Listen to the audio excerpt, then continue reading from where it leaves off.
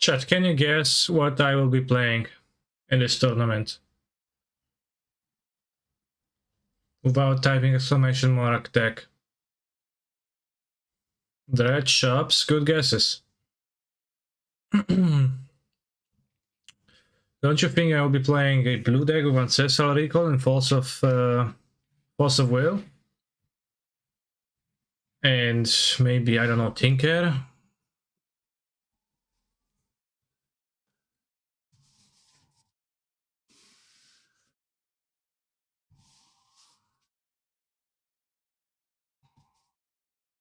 The answer is I wouldn't.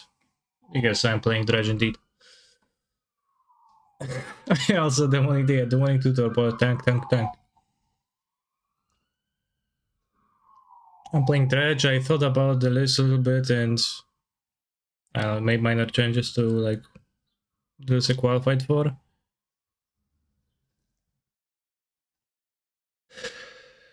Because I looked through the list of players who qualified and like I checked what they played in the past, and there is been 1, 2, 3, 4, 5, 6, and me too. So like there was at most 7 players with any Dredge history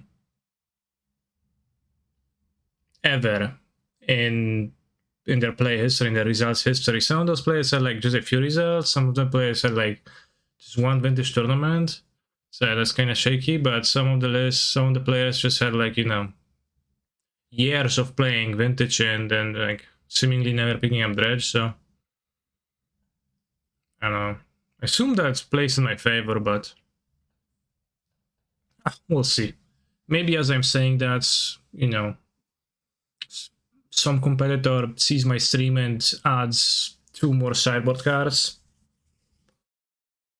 last minute. Hopefully not, though.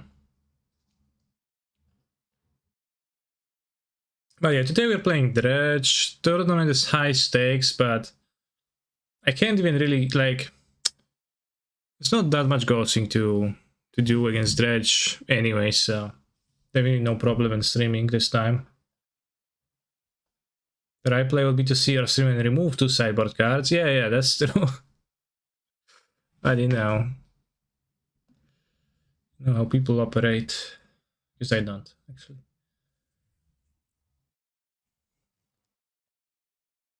So yeah, it's gonna be 5 rounds in this tournament. It's only 24 people, so it's even fewer.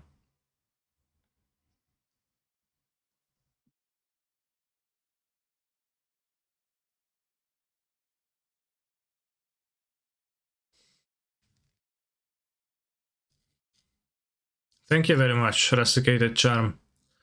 What is the other Polish streamer you know? So the Magic streamer?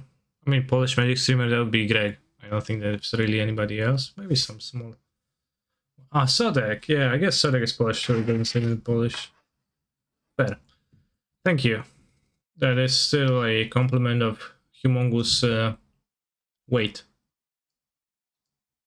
So yeah, I have to be careful not to accidentally leave event with the 10 seconds and be unable to come back before it launches. I'll be kind of sad.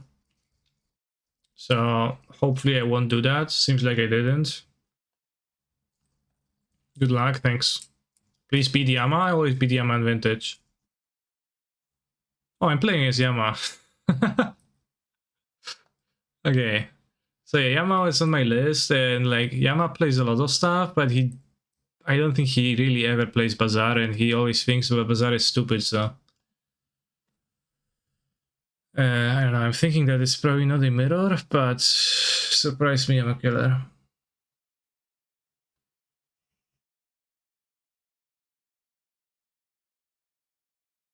Alright, let's go. It's gonna be a keep, although there is no interaction and no Dredger, but there's a Hollow Boy and a Wasteland, and well, there's a Bazaar of Baghdad. So, you know. The idea is to be on the play and keep 7s.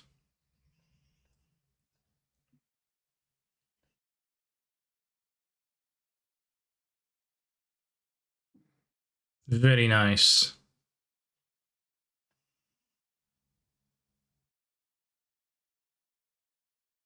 That's really good. Can you explain your vintage deck, please, for MTG Arena users? Yes. Is this a Dredge deck, which is based around the card Bazaar of Baghdad? This is why the deck is using Serum Powder and no other lands, really. It doesn't cast any spells for mana. You need the Bazaar of Baghdad to function, so you always mulligan to it. You can mulligan to like 2 cards and still win games. Fair deck.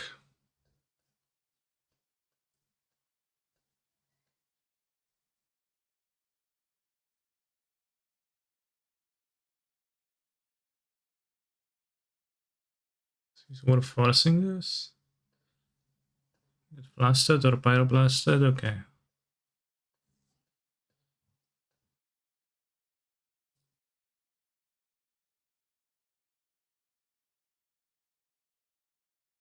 And we're always keeping with this, and we are dredging. So that's the way we put things into the graveyard.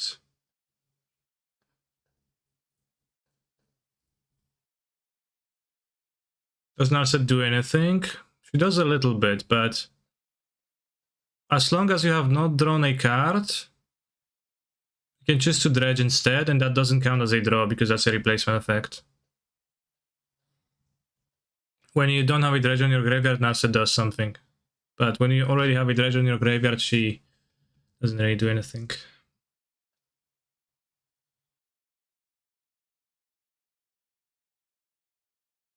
Nice restricted card. You know, it's good against blue.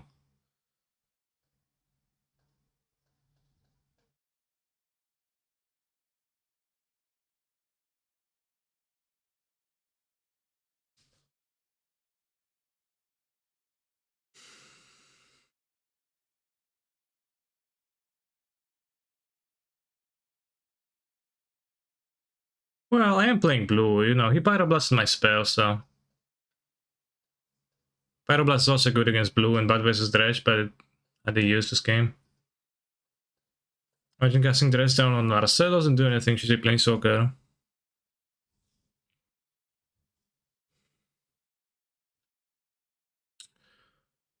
Alright, last seen deck 7 days ago, Vur, and it seemed like he was playing Vur, which looked like... for a ley line... Alpine Moon. It's not even too much hate.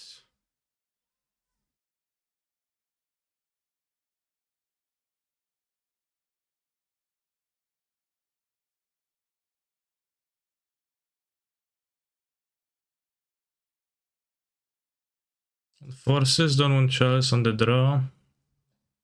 Don't care for the State Mines. I'll keep the Greaves, I think, for forcing forces through.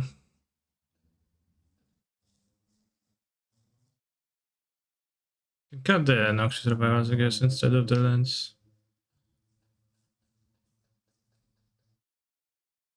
There's a green card. But also the Tabernacle, I guess.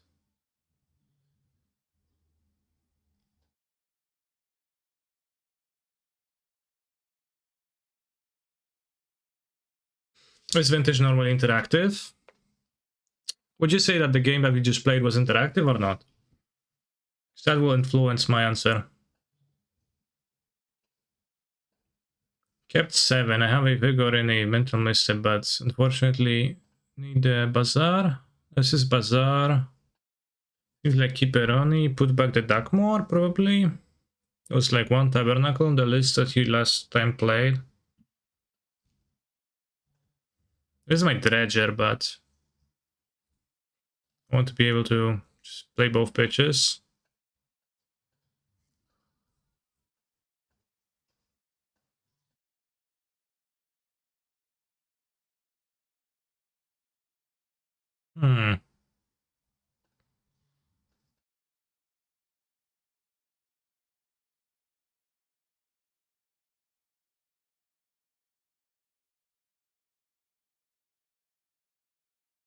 Tabernacle check.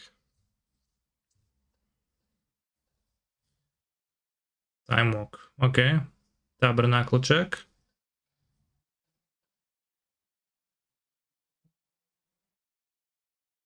Right on time. Yama is frequently molding when... And that also makes my bazaar pay for Tabernacle. So yeah, now they tapped, so he can't even tag my guys.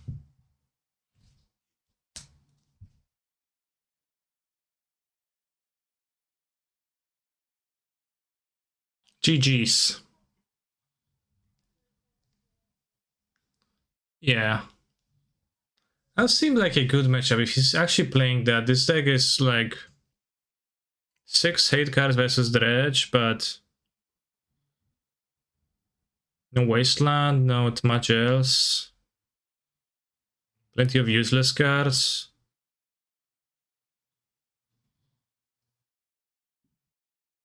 That'd be nice. I got decent hands too. I mean, yeah, the triple hull one. I do not consider the last game interactive. I would... Okay, well then... Well, it really depends, because if you look... Depending on how you're gonna look at my deck, right? It is... 8 interaction cards. It's not the most. If you would like to, I guess 9. I would say that Chalice is an interactive card. And Wastelands definitely are too, so definitely 13, maybe 15, depends on like how good the next survival is. Brian Cook getting a buy, lol, yeah.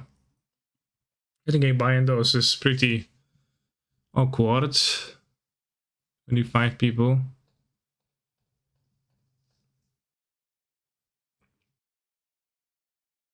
Can I request Billy Harrington versus the boss of the gym talking shit to each other and fighting each other in the locker room? Yeah, sure. Can't even watch this. So, you know, I'm playing Dredge, which you asked me to explain, so now that we're not playing, you can explain it in detail.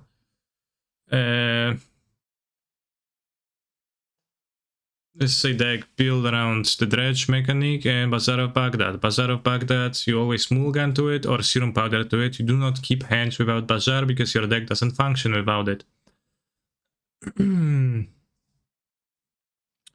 So, you play your Bazaar, you tap your Bazaar, put cards into your graveyard, and then on the subsequent turns you activate your Bazaar, and you replace draws with dredges, and you discard the dredges back into your graveyard, and you mill over large portions of your library.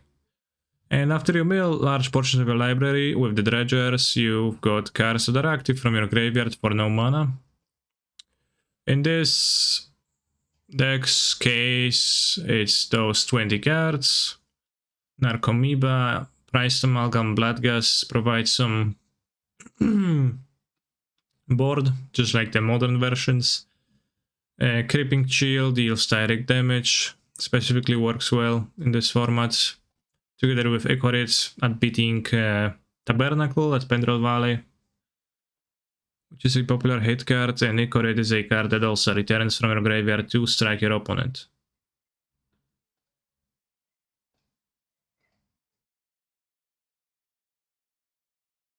I did a YouTube video about nearly the same list, so this is actually not going to YouTube.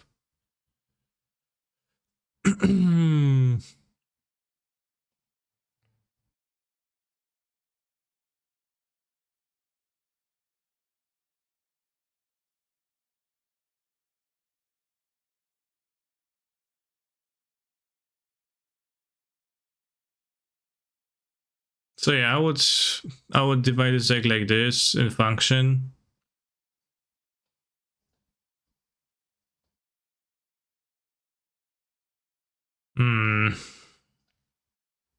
Oh, it's kind of different than the graveyard stuff. So yeah, bazaars and the ways to find it, graveyard payoffs for milling your deck, dredgers,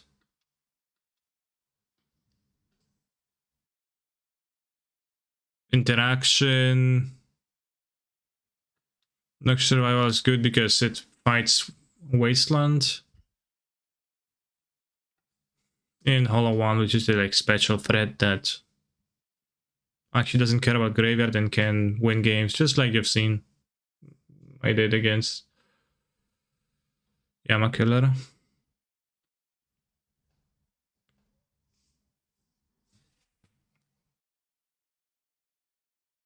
So yeah, the purpose of this deck is to play Bazaar and Dredge. You win on turn 3 or 4. If uninterrupted for the most part. Kinda closer to turn 4 with this version. But against penny decks, you also just kind of win in such an overwhelming manner that you just scoop. Saying no Cabal Therapy and more is pretty weird. I agree. I was pretty weird for me too, but... And that's like, Cabal Therapy is what I'm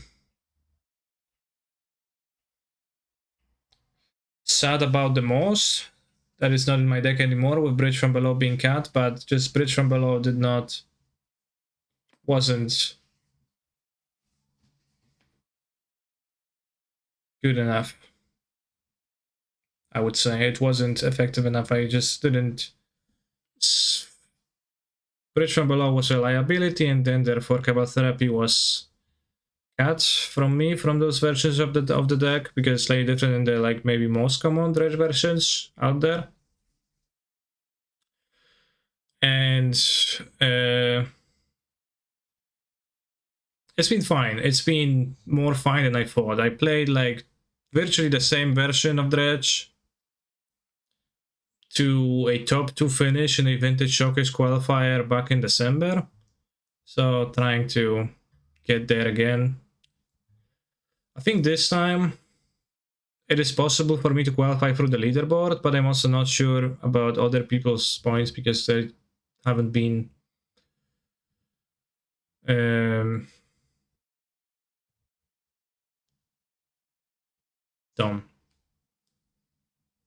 And if I want to play the new MH2 card Magus of the Bridge, KPP. No, well, it doesn't work from the graveyard, therefore it is not good, right?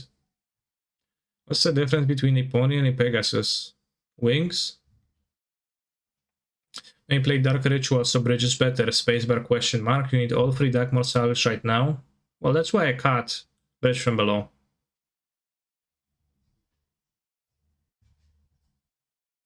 The new card in this deck is Grief, which has been surprisingly good for me because it's both an unmask, which I've been on and off and I played and I haven't played it for like at various points in the deck.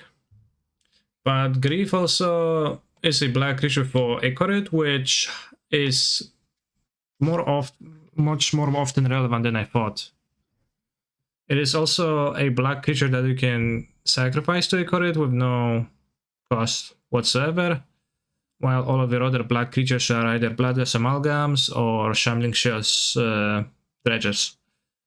Stick with him, Skullgarithak, or other Echorit. So you always sacrifice something of value in your graveyard when you use Echorit before Grief, and now with Grief, it's kinda nicer. Also does not get hit by Phone or Flusterstorm. True. Flusterstorm not being turned on is a pretty nice thing, because Flusterstorm is then a pretty dead card, which it wasn't against the Mask. So Grief been pretty good for me. I've been happy with it.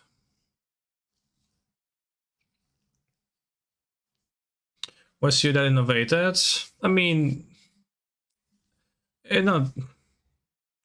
I think I've seen a list with Grief in it, but I'm not sure.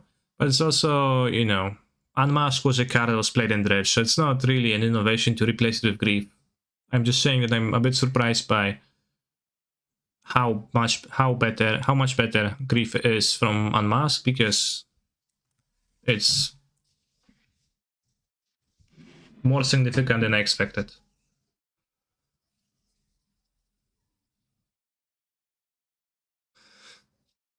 Yeah, innovation. -4 on mask, +4 grief. No upside, no downside, only upside. Genius move, question mark.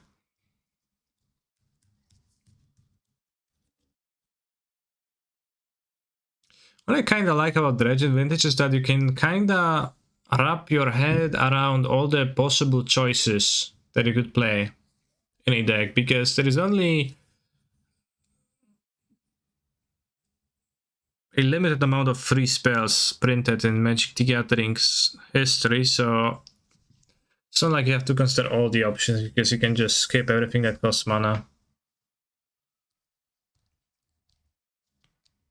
Although there have been gamers who used, I think that was before Force of Vigor,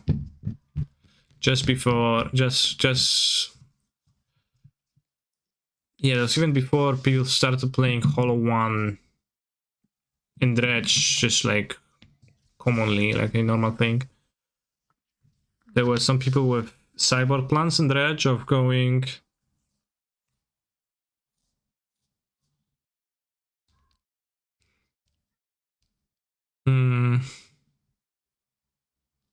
there's been people playing Dredge and having cyborg plan of going +4 mana confluence, +2 City of Brass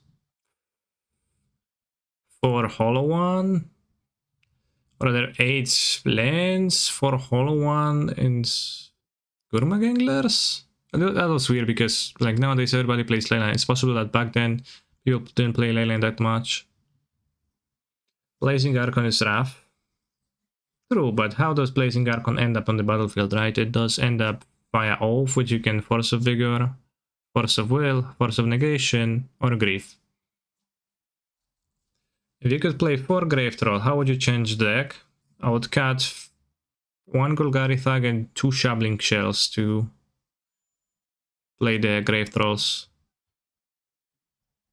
Probably. I don't know of anything else. I don't know if I can cut a Dredger then, because my Dredges are Dredge 6s. I mean, like...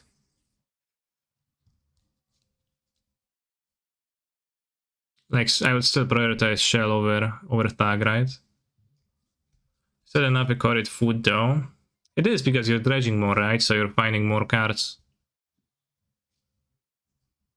to feed to Ichorid. Like, that's not, especially with Grief, like that's not really a problem. You could play 4 Blacklists, what deck would you play? I mean, that's a tough question. I don't know how to answer that. Like, you know, 4 Trolls, kind of simpler, because, well, I would play 4 Trolls, 4 head. Maybe I could play only 2 Darkmoor Salvage with having more Dredge and finding them more often, but I'm playing 3 to not risk powdering them away. All of them, because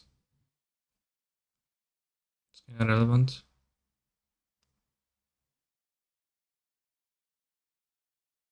One, two Narcomoeba.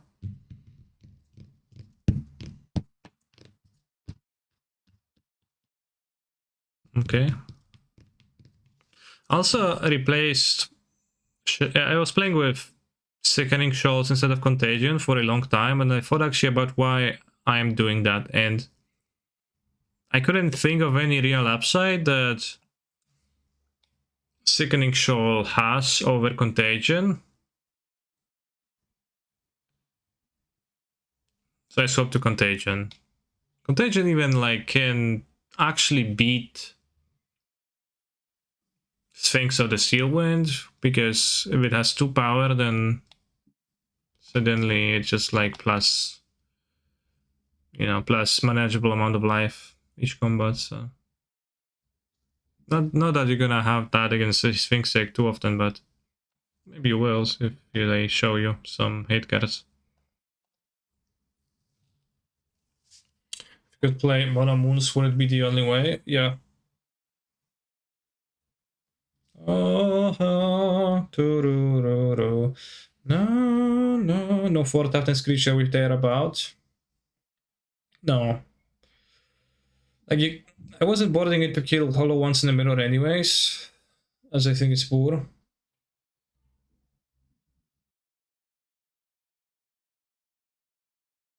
There is, I think, a sickening shot is a tiny bit better against bug. Sometimes against, let's say,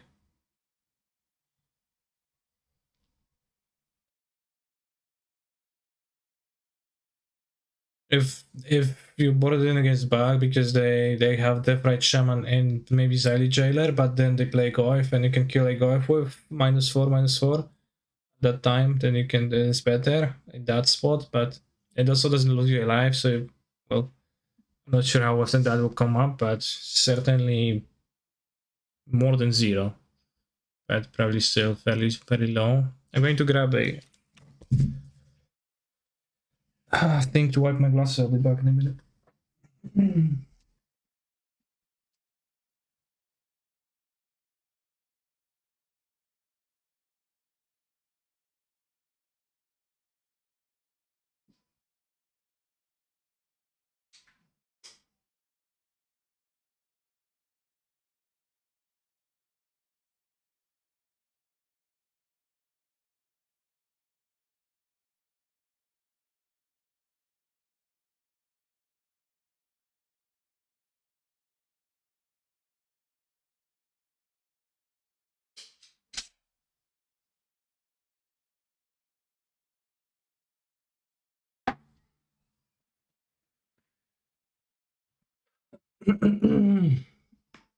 And so we're not playing insert pet card name here, I don't know.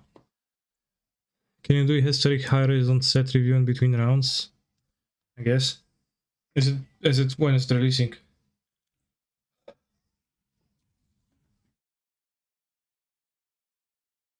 I do think it's interesting the deck looks nothing like all Dredge, no therapy, Dredge return, bridge, etc. Yeah.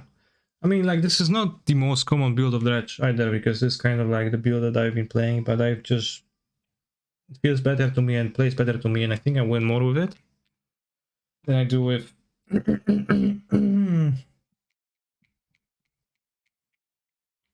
other builds of Dredge.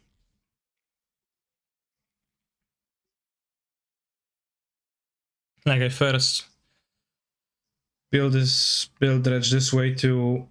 upon realize, like, as a response to Tabernacle at Penrith Vale being super popular back then, as an answer to Hollowvine, but also to Dredge. And Bridge from Below, I will tell you, is pretty big liability against Tabernacle at Penrith Vale.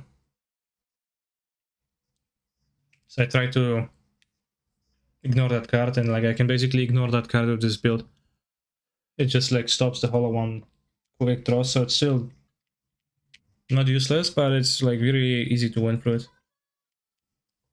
Bloodghast, Darkmoor Savage paying for an Amalgam, right? Hollow One, Icarus, Creeping Chills, that's just like a Baron Dredge Baron deck.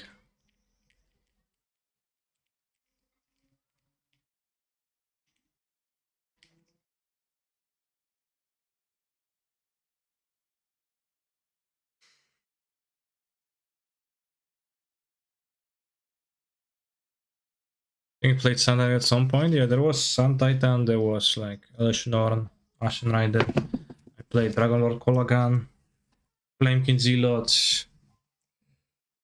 The Return was always kinda weird chunk with Serum Powder and it was kinda win more. Creeping Chill is also better against Tabernacle. Also, I was on the main Leyline version. Yeah, when it is like, when you're playing main Leyline versions, it's kinda not the best time.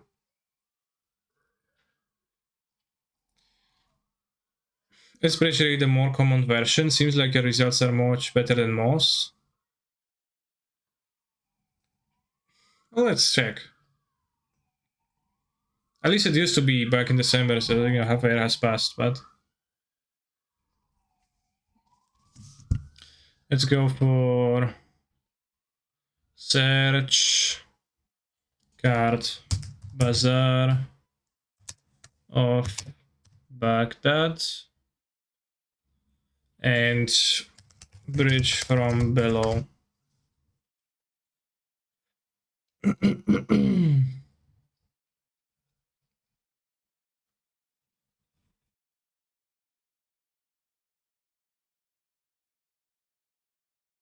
So you know, like when you go past month, past 2 weeks, we see 6 decks and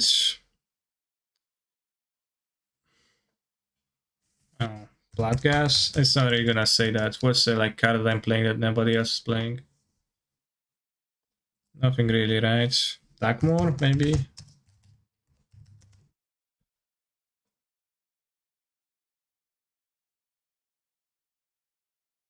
Yeah, let me see 3 results of Bazaar plus Blackmore Salvage. So it seems like Bridge is more popular. And also, you know, the Bridge deck is named Dredge, and this is called UBG, which is less respectful. But sure.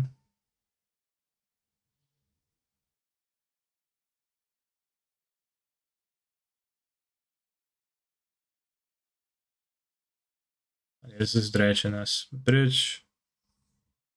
Have therapy in it.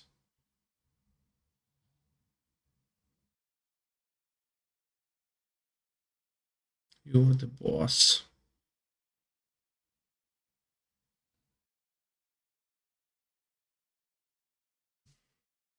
18k. Just 1,000 bucks if you skip the bazaars. So expensive, I guess. Grief and Force of Will, sure. It's really cheap if you skip Force of Will and bazaars, but then your deck is a bit non-functional. I guess non-bridge version is worse in the mirror though. Yeah, it is a little bit worse in the mirror, but so often the mirror is resolved by not by comparing strength of our dredges, but by, you know, the other factors, wasting the bazaar or like graveyard hate cards or answering the graveyard hate cards, you know, that like having 2 bazaars that I don't think is that big of a difference.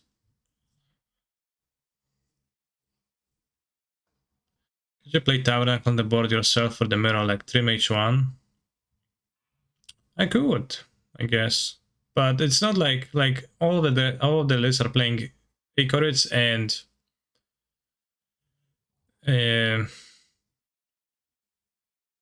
whatever else, right? So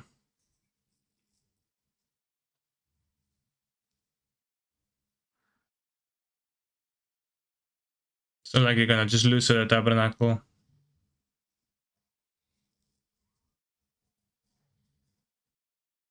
Because like I also noticed that I don't think that Tabernacle works well in the mirror, because in those games where you compare strength of the bazaars, then typically like one player, the one who started dealing damage first, is just very so advantage because the creatures don't block well and the Icorits don't block, etc. So just I don't think it matters much. I'll be looking at Jumpstart soon.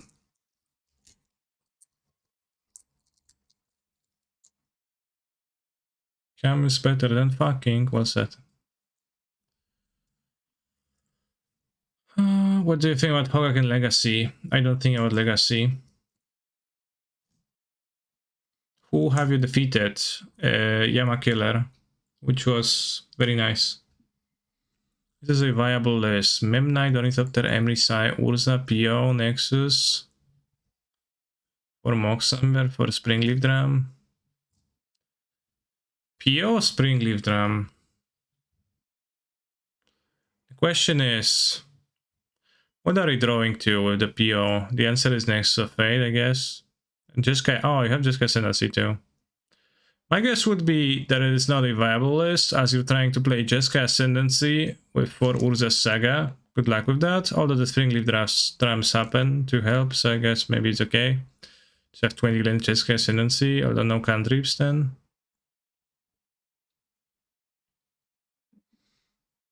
And you will have no interaction, which, you know, is not ideal. But it is a cool deck. Oh, Paradise Mantle of Ascendancy plus Saga, question mark. What does Saga do to the Paradise Mantle? Ascendancy definitely helps with, makes Paradise Mantle attractive. The combo is Emery plus Jeskai Ascendancy. You like return an artifact and then you return the artifact and you make infinite mana of mock numbers.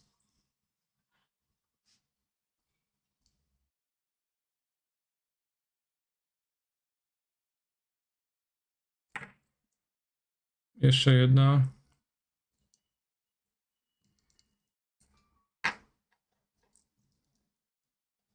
Paczkę zobaczyłem, ziomków, paczkę.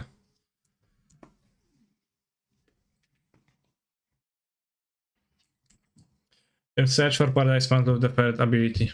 Yeah, that's true. You probably should be playing some of those. Probably over like a main deck Torma script at least. It's a cool deck, but I'm not sure if good. Hard to say. Probably non-functional, but probably pretty fun when it works.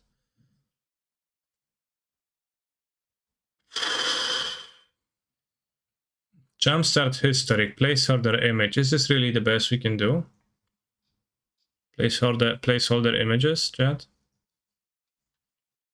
What's interesting in the... Why is Alseid in Jumpstart Horizons? It's already been on Arena.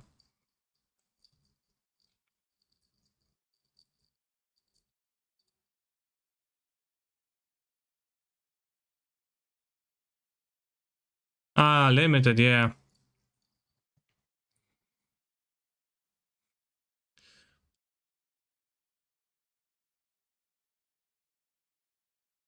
The song is quite annoying because the note is never changing.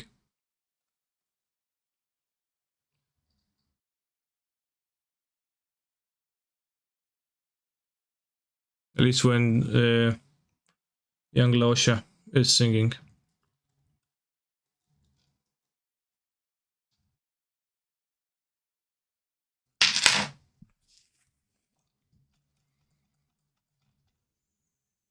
Sorted by rarity, I guess. Chatterfang. I like Devril for being funny. I don't know what they do. The other Planeswalkers. Ranger Captain, Sharkan, Seasoned Pyro, Serra's a Mystery, Serra. 2 white Planeswalkers, huh? 3 Teo.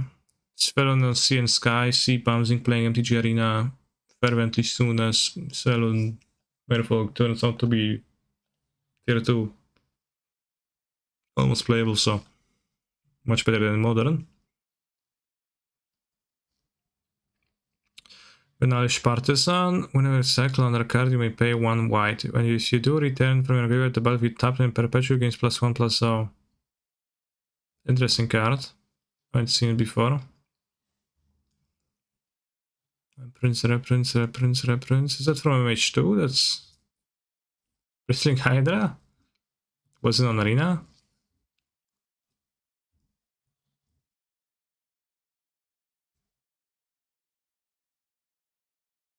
Yeah, Modern coming to Arena soon.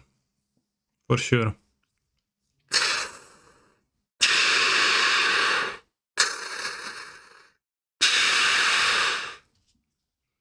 Isn't that a card from Strixhaven? Dark Salvation, Diagraph Colossus, Zombies. Spare Sentinel. What's Enias the Gale Force? Not reading that.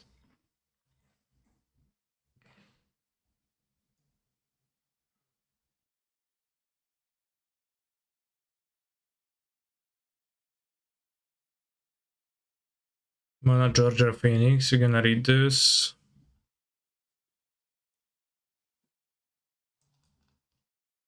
I don't know what's the boner for Lord of Extinction. You've already been reprinted. Morrow Hour, 5 mana. All rats have fear.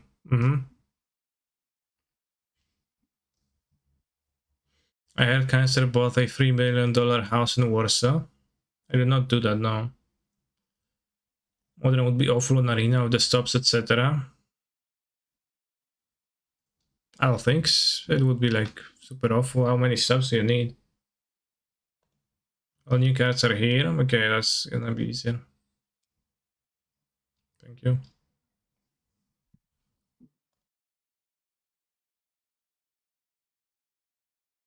Target just base pair perpetually becomes 0. Damn. This returns.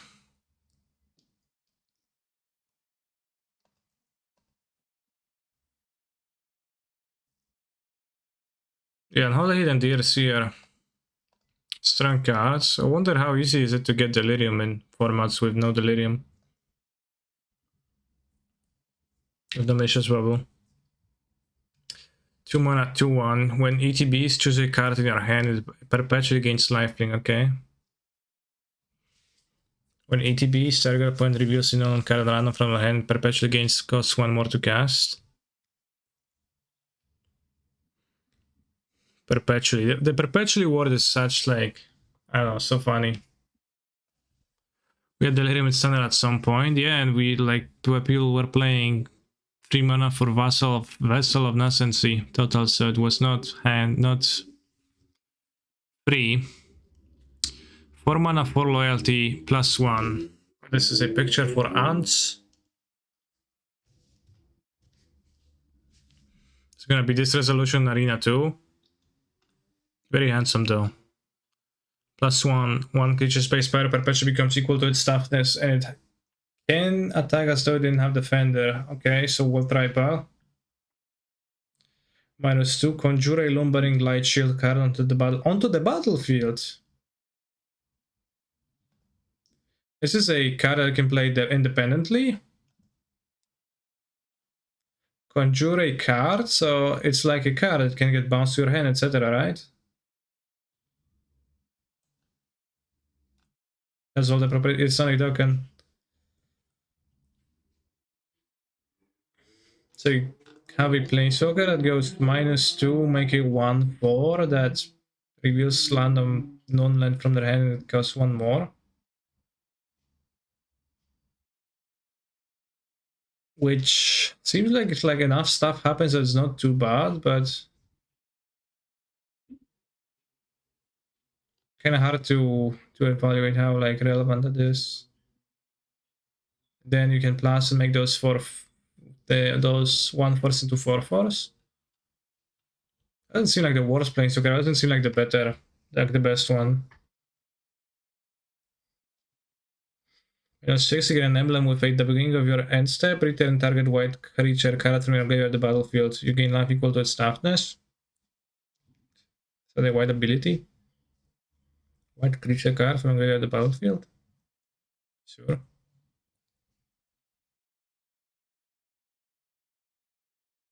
It's at least interesting. I mean, I think it's pretty cool because it's also like, I know, it feels pretty unique for a Planeswalker where they've done enough Planeswalkers that not every one of them feels unique, and some of them are like same thing. It feels like the Paolo Vitor Damo Dorosa card was made to be included in the set instead of exile perpetually increased cost. Or they thought, what can we do with perpetually, and then like, what? Hey, we did this, and it was kind of similar. Wingseed Trainer. When attacks, conjure a Stormfront Pegasus card into your hand. Enters or attacks. Sounds pretty uncommon. This is a 2/1 flyer. You have seen the Pegasus, it was a 2/1 flyer for 2 mana.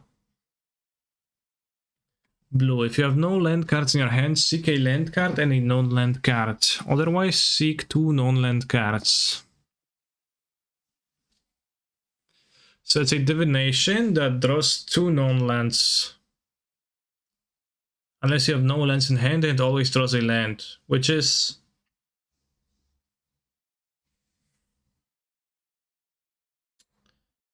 I think overall stronger than a divination.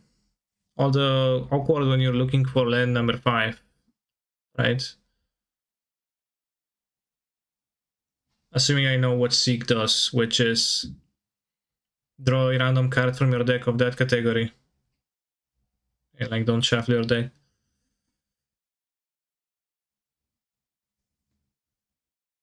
I wish it was always just one land, one non-land. I don't know. I think it will be worse then.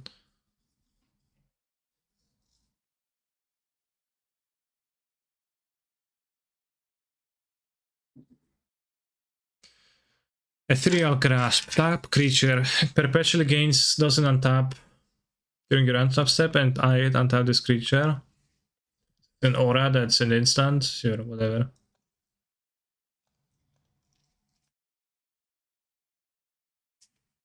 Like, you know,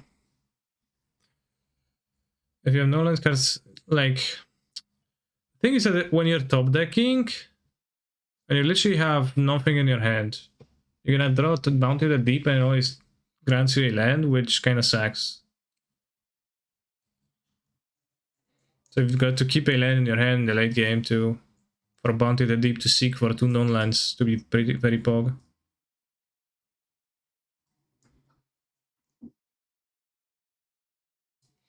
I like the design of this card, and it's interesting because it encourages folding an extra land later in the game.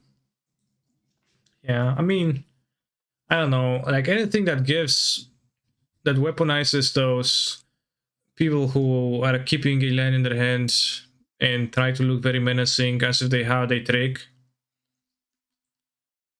Anything that incentivizes those folks is, I'm not sure if it's a plus or a minus in my book, but fair. How does Mentor of the Evos even work? I don't know, you're gonna read it soon.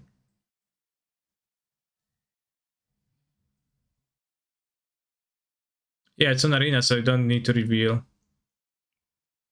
Just only can choose a creature card. It's hard to explain.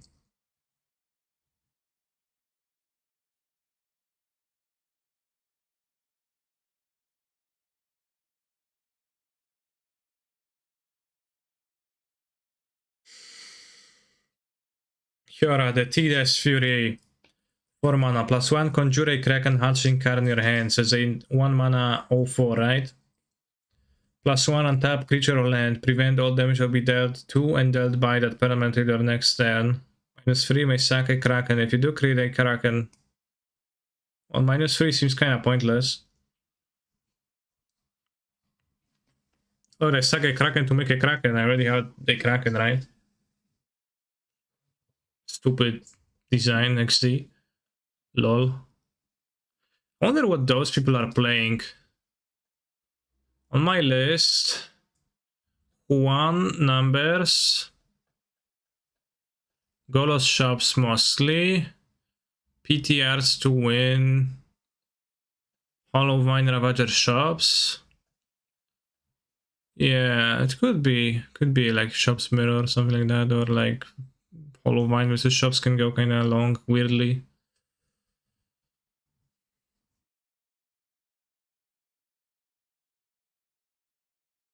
Oh, the hatching is the Kraken. Okay, that changes the value of the card significantly. I absolutely was not aware of that, and I was just playing dumb instead of being dumb, haha.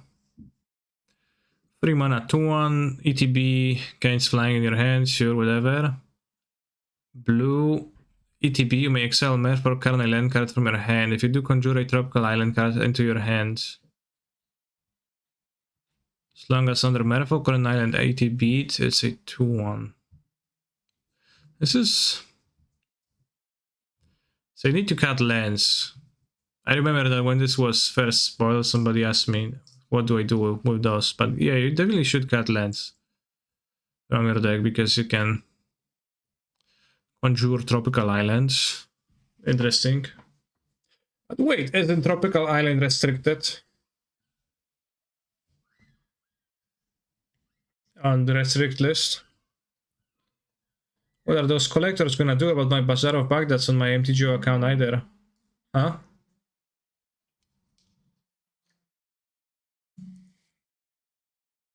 No, I think you should cut lands, even spells, because you can exile spells or lands to get a spell, but you can't exile a land to get a spell, right? Whereas Conjure creates a card, not a token, but a card. This one I remember seeing a list of, and was some sick stuff like Healing Self, Ancestral Recall, Demonic Tutor. Conjure a random card from top of the infinite spellbook into your hand. Perpetual gains, you may spend mana as though it were mana when you call to cast a spell. And it's like 3 mana blue to make a thing?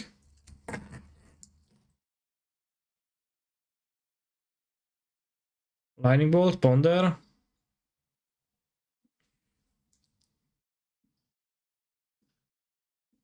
Like, this looks kind of strong because it's 1 mana to activate and you get good stuff from it.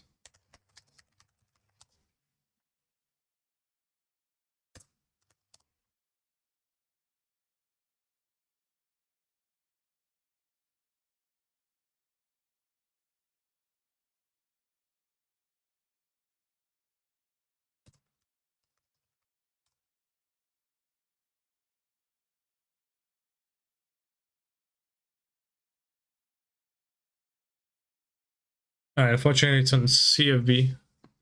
On Channel Fireball, but I found the list of cards. Light of Hope, Sword to Plowshares, for Spike, Ponder, Dark Ritual, Duress, Giant Grove, Fog, Bolt, Sandstraw. What? I don't understand Tome at all. It creates one of those cards in your hand.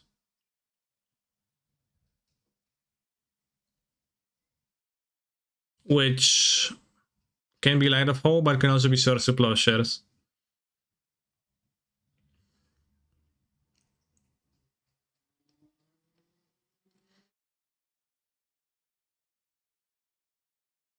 With Paradox Engine, you can infinite until you get Force Spike. Well, we need mana too, right?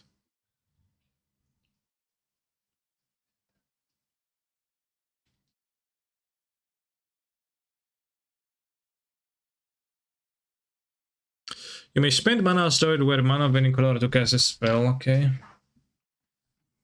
1 rock, okay, well then you have like 1 rock, so you didn't disclose your entire combo. Yeah, you need 2 rocks.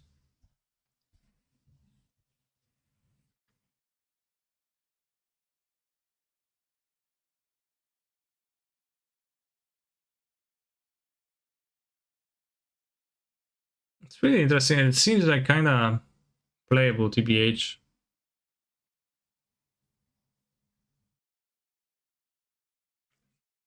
Boneyard Aberration, 5 mana free. When dice exiled, if you do conjure 3 reassembling skeleton cards in your graveyard, that's pretty cool.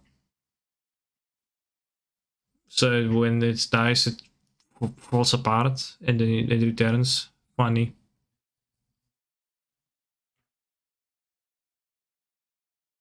Just draw 1 drop each turn, that's good, isn't it? Yeah, it's like for 1 mana, create a card that's mostly gonna be good, or you're gonna get Light of Hope.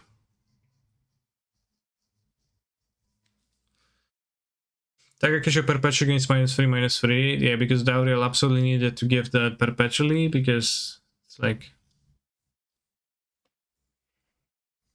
Till our next turn, when their opponent attacks you and planeswalker you control, they discard a card they can, they sacrifice an attacking creature. It kinda sucks. Or you get a Soul Strop. Yeah, you get a Soul Strop portion of the time.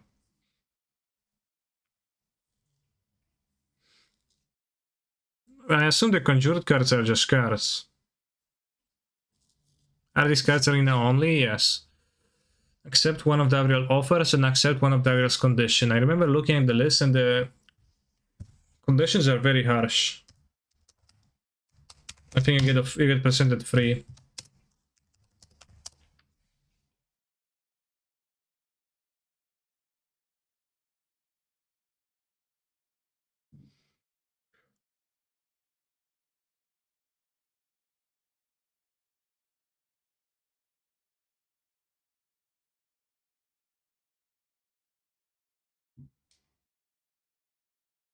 Draw 3 cards, create a Manor Guardian, return 2 random cards from your graveyard to your hand, they gain +1/+1. Retain a creature with the highest mana value from your graveyard to the battlefield. Creatures control get +2/+0. Spells you cast cost less to cast. Every planeswalker you control have +2, draw a card. Whenever you draw a card, you gain 2 life.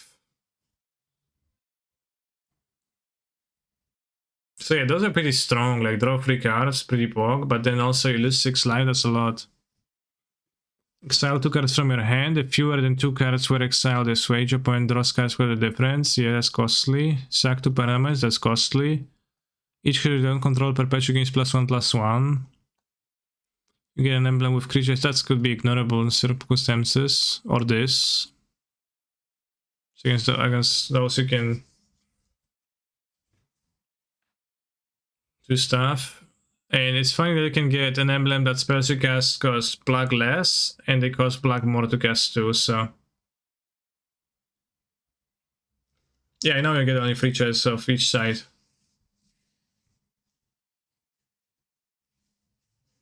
Well, no, you get to discover, chat. You discover a Dabrios offering, discover a condition.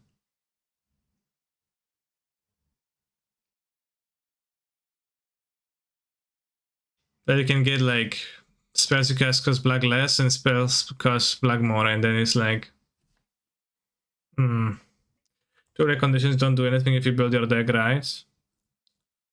Well, but so do, you know, so does returning creatures from your graveyard and pumping your creatures.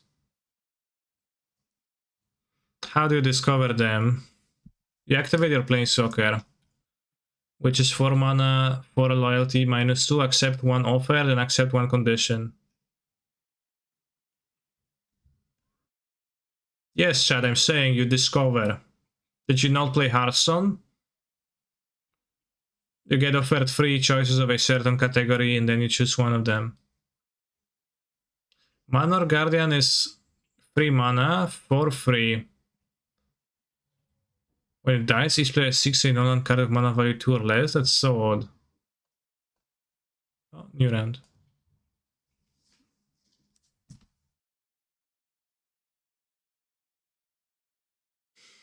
Gives death touch, whatever. Black mana becomes a Phyrexian or a cleric. Sure, whatever.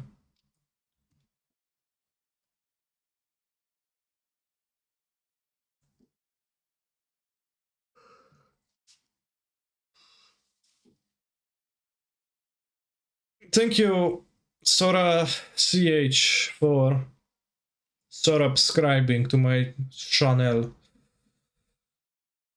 Subversive Acolyte could be a paper card, no problem. Yes, so could be Davrio. Easily.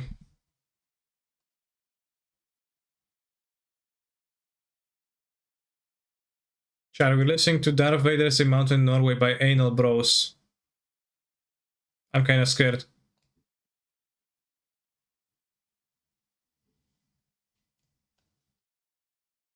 Anal Bros.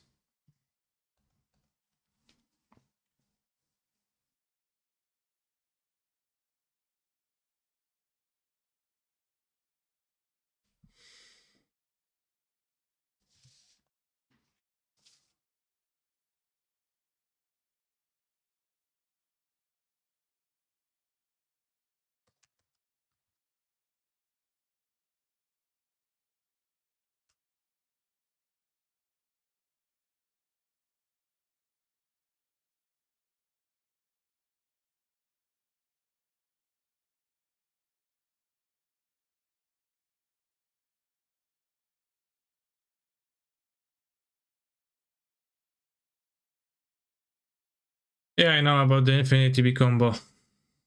But it's kinda sucks, right? I'd like that. What is 2-0? Well, if I'm going to be 2-0 in the tournament. Twinless Twin.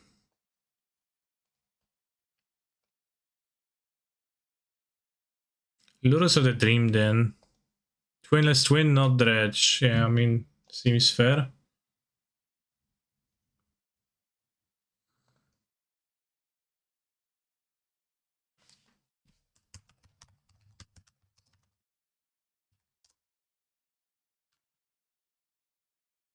Lurus is gonna probably breach.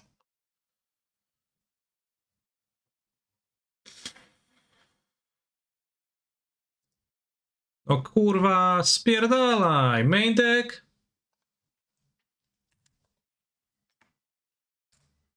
What is this?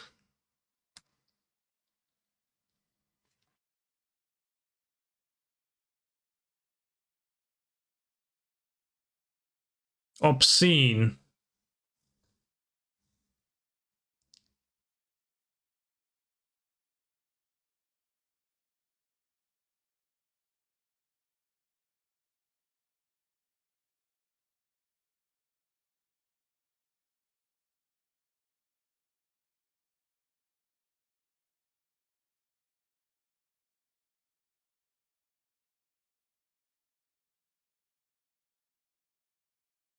Or is that Saga free tutor? Yeah. If I ever seen anybody tutor that, oh, he's dead by that time.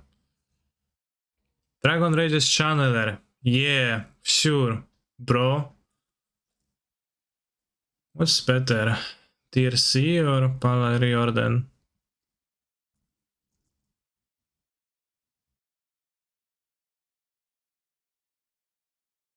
Probably Puritan is better.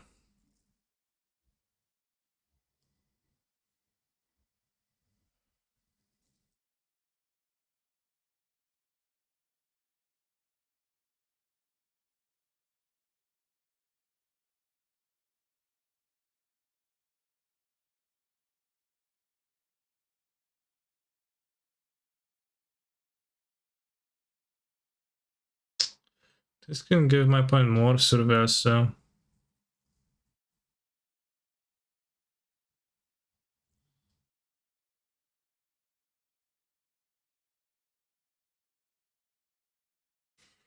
I think Puritan is better. They even were on the play, I mean, they had the force too, so.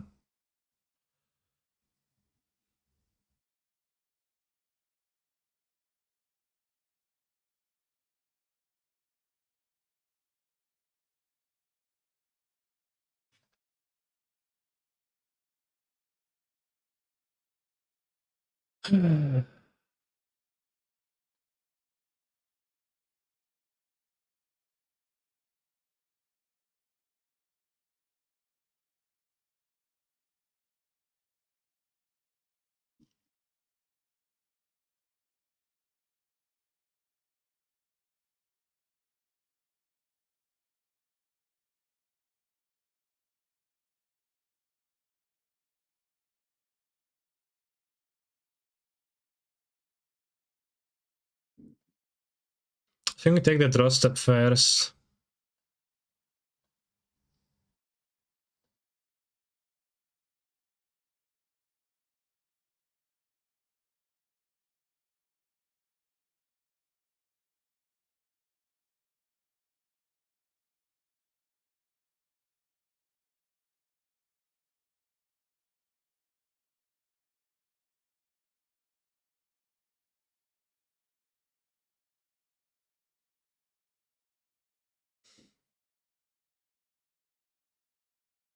So you have to force this pop this turn. To force a pop, I think I don't take the draw step first. I think I power use first.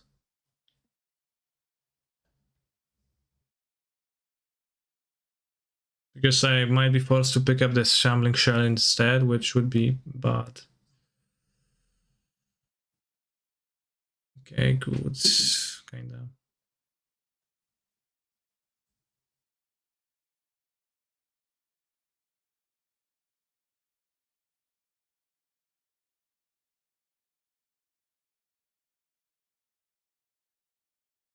Okay, Narcomoeba would have been better.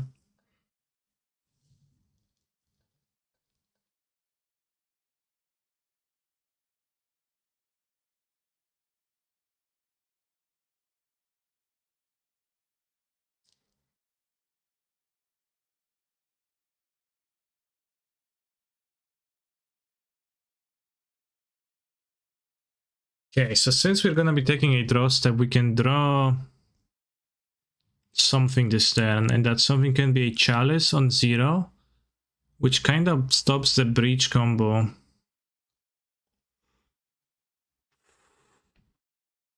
Or Grief, which both cards most likely trade for. I think I like the Chalice more.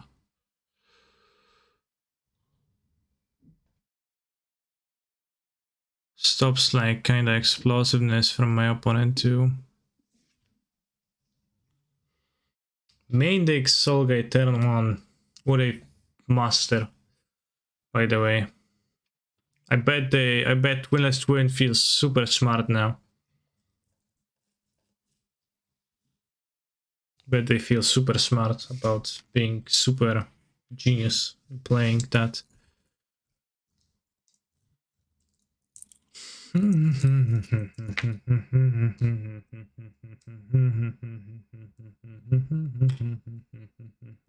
Yeah, they're playing a Saga deck. They're playing Lurus, Saga, Breach.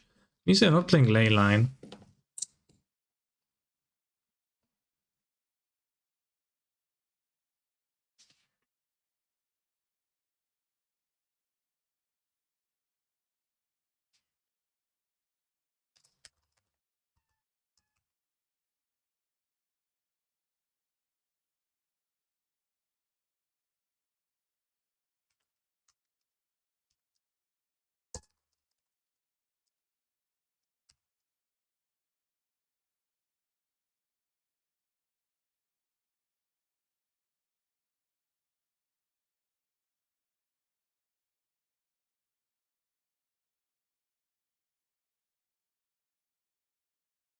Modern League. I wanted to see Vintage.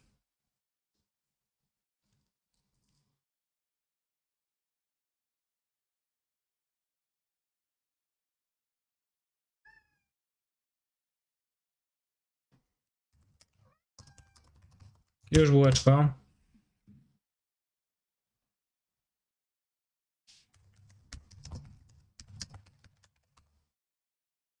Why is it Dragon's Rage and not Dragon Rages? That sounds more natural to me, but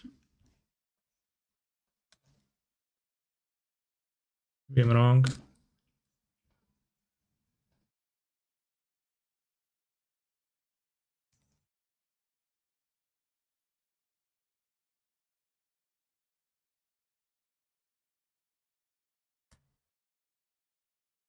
When the bear behind became KCI today. Do you think this card can be played in Titan? You can play anything in Titan. Gretchen, Titch, Willow. I don't think so.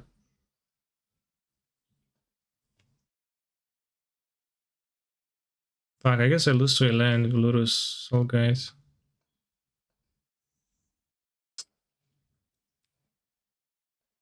Not much time. Oh. There's a force in my opponent's hand.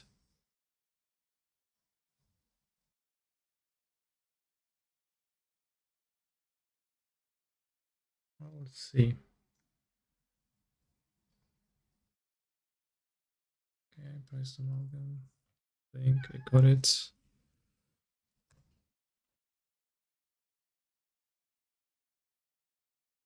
Enjoy a tide of Gretchen, 2 amulets and Seeming Growth Chamber.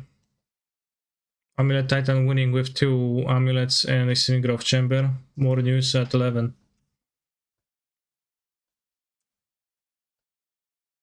And easy black source too. It's not a given. Right. Bułeczko, chodź tu bułeczko. Gdzie jest bułka, kotku? Chodź, chodź, miał, miał. Miał, chodź, chodź, chodź, chodź do mnie. Chodź na rączki. Chodź. Chodź, bułko. Chodź, kotku, no, chodź. Jak chcesz, to nie. Actually, you don't need a black source. The Lurus has a white mana and it's cost. Lol. Any other Witten? What?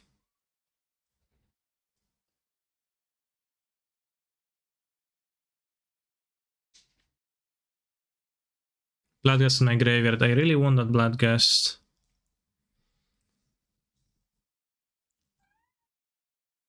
But I went to misstep too.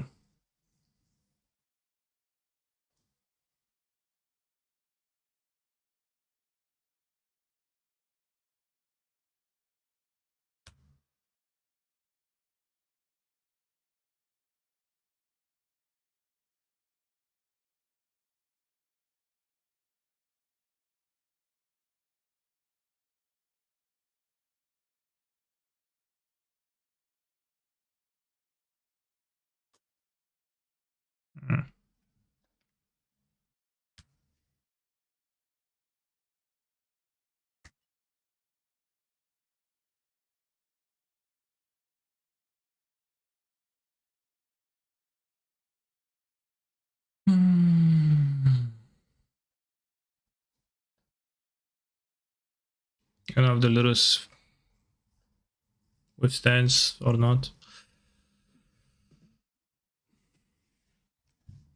I assume the blue card is no problem for them. Maybe the hollow one was a correct recap.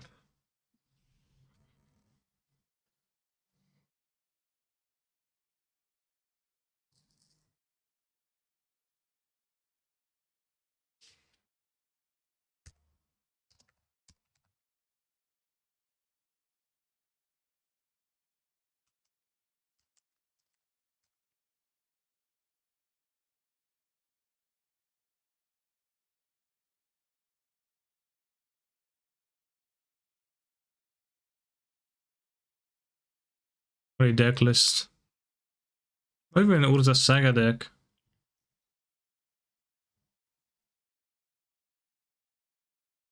Soulgates in the graveyard, in the sideboard potentially. No play Modern Challenge. I'm playing the Vintage Showcase Qualifier, which is a tournament with high stakes, so I would rather not distract myself by playing two tournaments at the same time.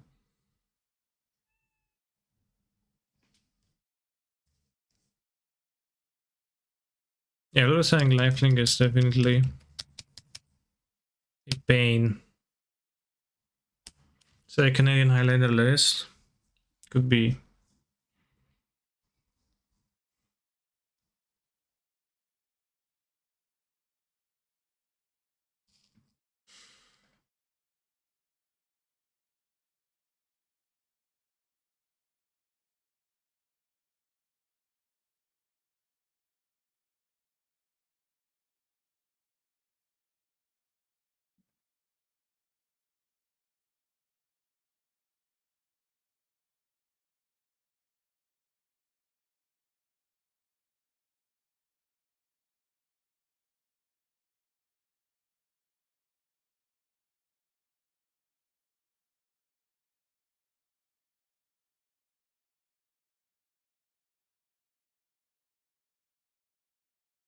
They have a force of will. They're choosing which card to be left with.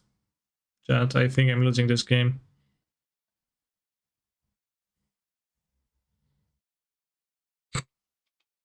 Okay, so they decided to be kept with step and safe. Pay life. Play what? Lavinia? One blue. Smart again. What the fuck is this? What?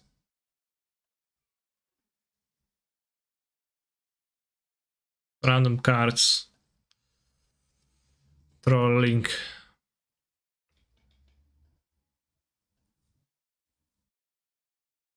Cheers on my deck.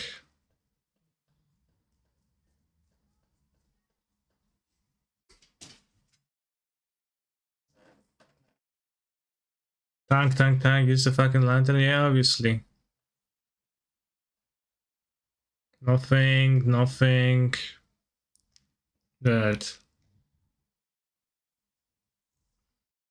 Nice. One of Soulgate Lantern opening hand on the play.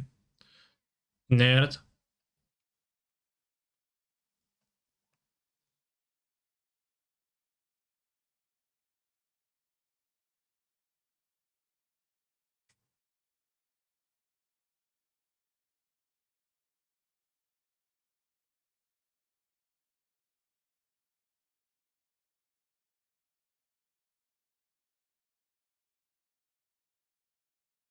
Neither of those is playing Prismatic Ending, which But it's not like a super anti-dredge deck. It's just like 3 Soulgate Lanterns, that's plus a Lurus. That's it. That's like all your hope. Slovenia too.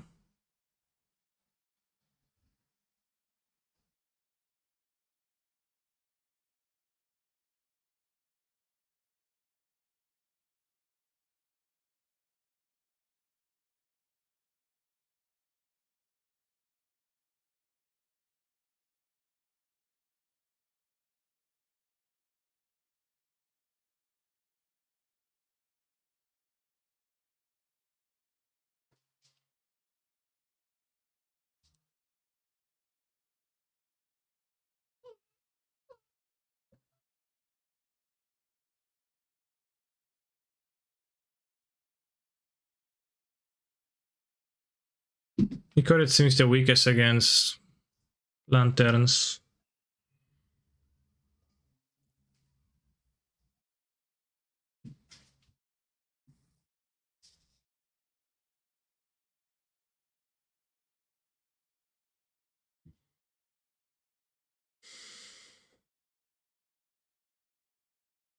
Thank you. I kind of had good luck in the first round, but I definitely didn't have good luck in this game.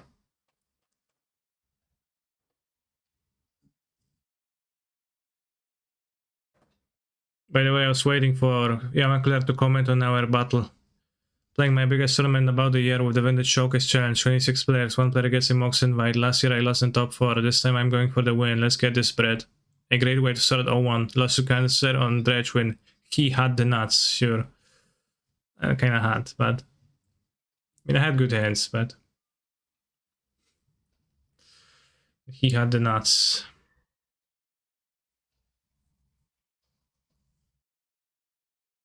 No bazaar. Mulligan.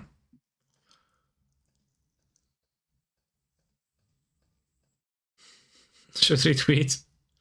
True. I did.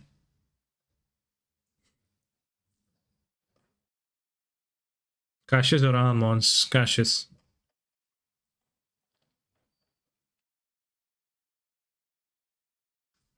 I mean, I kept 7 or 6, I don't remember. Begins with 7, my opponents. Okay, I'm all going to Bazaar. And I see Bazaar with Vigor.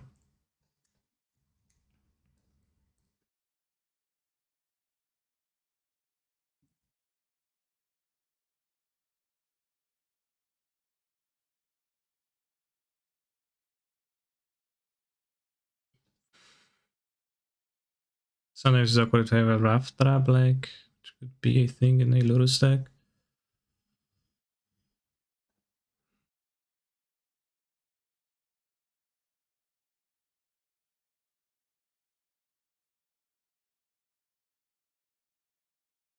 And use Forcible and 1 draw blue cards. If everything goes well. If it doesn't, then I'm gonna lose.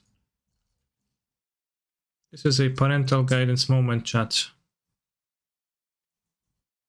Force on Gitaxian Probe, okay. Player 1 of hate piece. Hate shit piece. Why not? Urza Saga, okay. Soulgate Lantern, no. Sapphire, okay. Time Walk, okay. Wish I had an extra green card in my hand to destroy them right now so that the Time Walk would be rendered useless.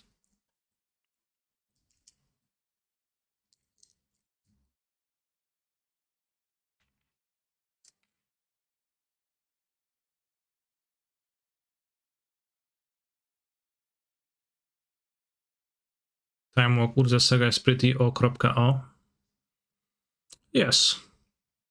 Pretty somewhat, but I mean, you know, -1 construct, kick W. But nobody's after the constructs here.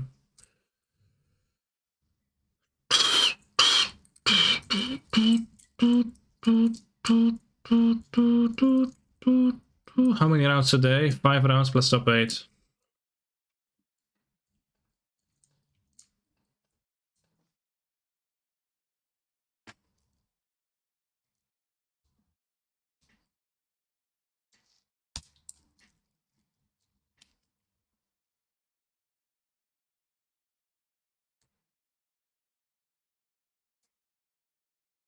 No ketchup, just sauce, raw sauce.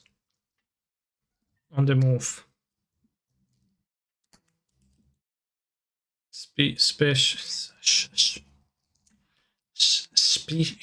Specimen. One on top. Okay, lantern on me, bro. Oh, Monk's Shed. Okay, sure, that's all you've got. Oh, Lotus Petal, that's all you've got.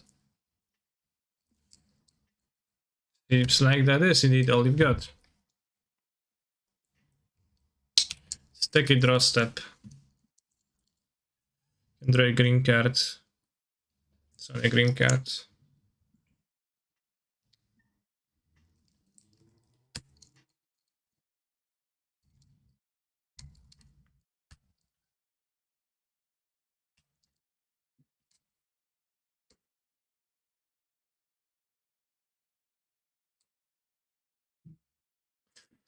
I guess Needle is also fairly likely if they are playing Saga, which I listened to the internet were not playing, so we're gonna activate, probably.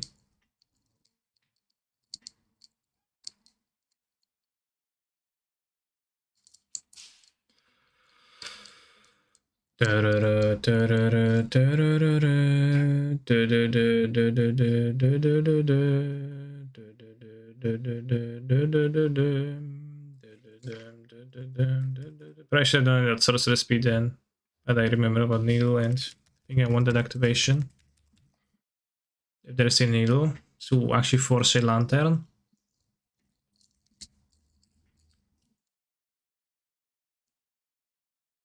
Fuck you.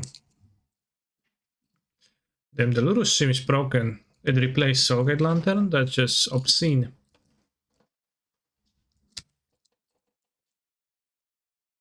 Pow.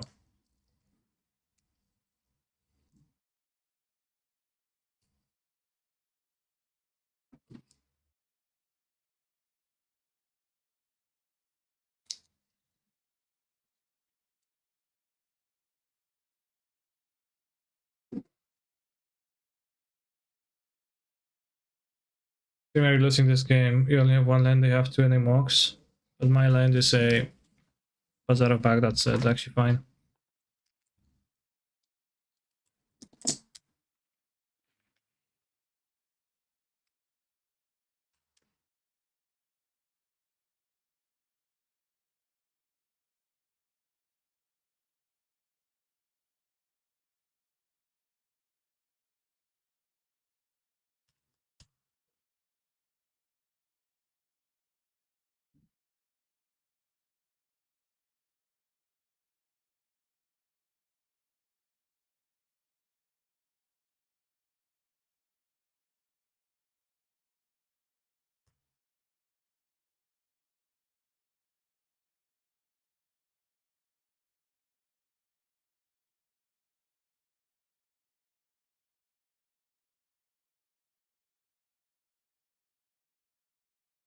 I want to kill 2 Moxen.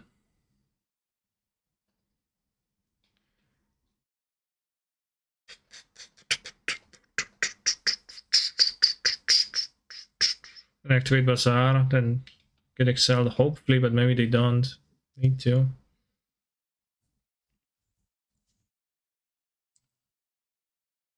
But have to kind of hope that they will. Like, I think that's more real than killing the Lantern here.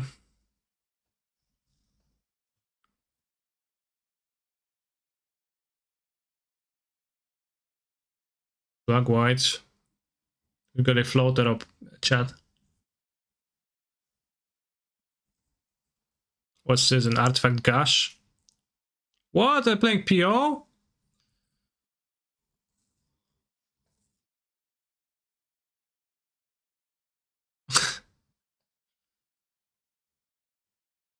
I guess it's a Lurus PO. Well. DRC? Saga? Prismatic Gaining ×1? Tank, PO my cards. Yeah, sure. What is PO? You'll see in a minute when my opponent places on the stack. No, it's dig through time. Okay, better. Kinda. Let's just say dig for time. I mean, just dig for time.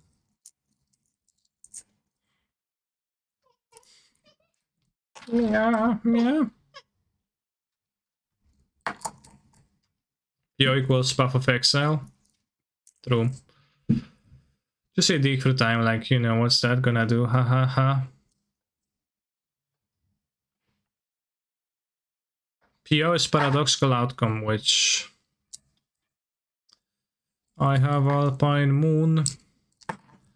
Where's my freaking Delver? Imprisoned in the moon. Something is bothering me. What the hell is my opponent doing here? I can't win the game if they will continue to do stuff.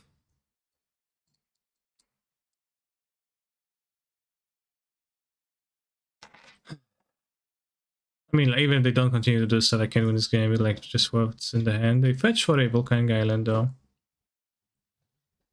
You can hardcast a misstep. Now I can hardcast Bloodghast. I mean, 4 Bazaars can hardcast Force, right? Sprite Dragon, sure, yeah, whatever. Grixis random shit cards. Alright, one more Bazaar and we get to play Sync with him, chat.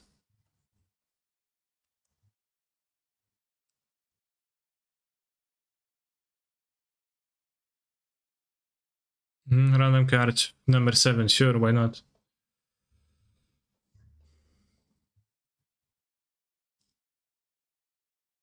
Mr. Main Deck, Soul Guide Lantern, oh, Brain Freeze, yeah, sure, why not? Yeah, that goes together well. Dragon Rage Channel has Delirium after all, so it's pretty good, right?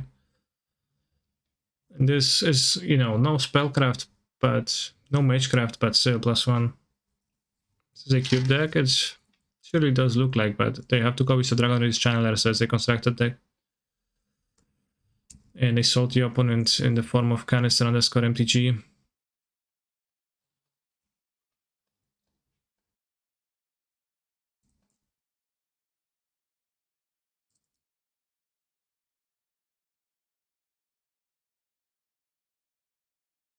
Many decks advantage are like one of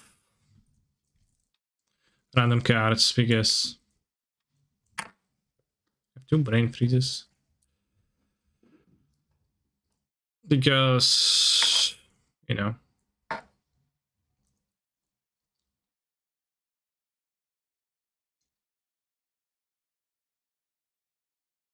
you look at vintage decks, blue decks, and they look like this. Like something similar to what my opponent has been playing, but you know, 1 Lavinia, 1 Sprite Dragon. It's enough draw that you find the one-offs often. And the way tour doubles for everything, so like decks are splashing for the morning tutor.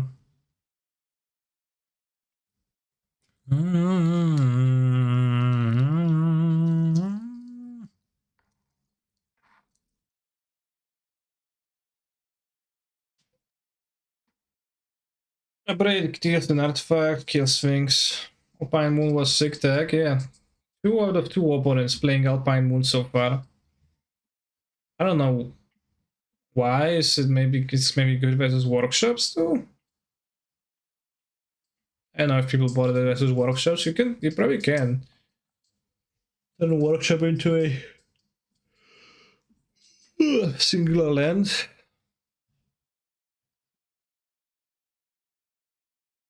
Alright, main deck lantern. Yeah. Na, oh, oh, oh. No. I can go 3-2 and qualify, so go for 1.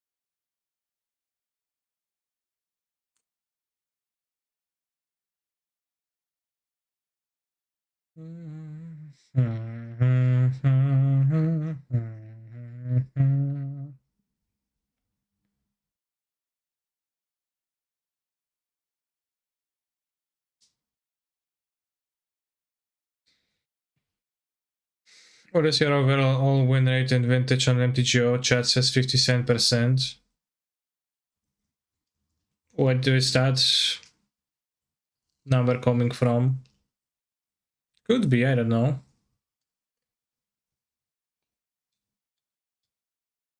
I don't have access to a number like this.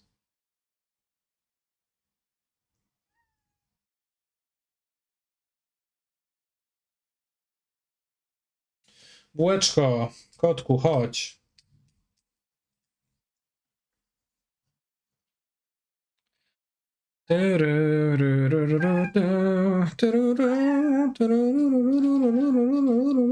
If you win today, you might have access. Smiley face. Hopefully, hopefully.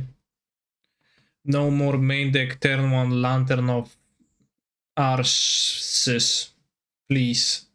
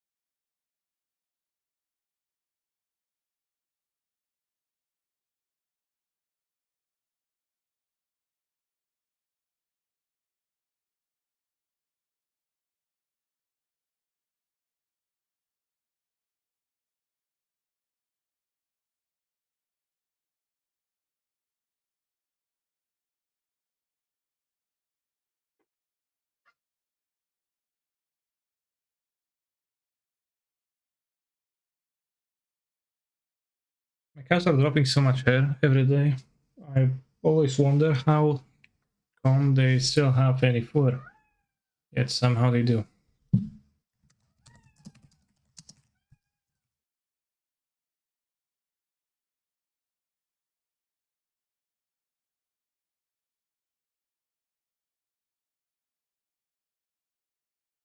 Wisdom of the crowd is an interesting concept. Wisdom of the crowd.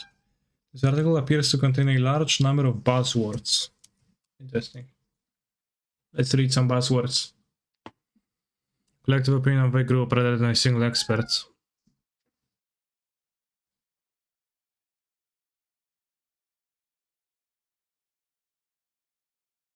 Spatial reasoning has generally been found to be as good as, but often superior to, the answer given by any of the individuals in the group. Okay.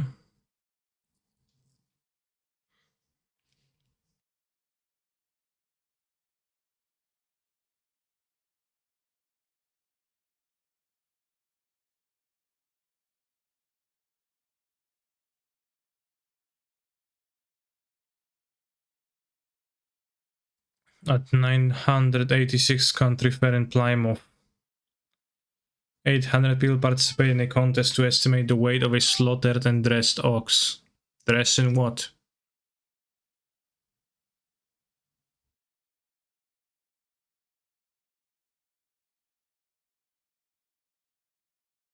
That's why I asked for the win rate. It's 57% win rate. I understand what you're trying to tell me.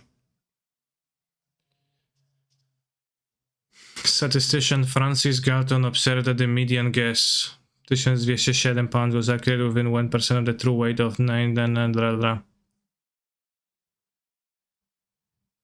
Can I read your message? Yes, I just did. Dressed just means gathered and ready to eat. Okay, I would think that the ox was dressed in, for example, a nice t-shirt. But I was mistaken.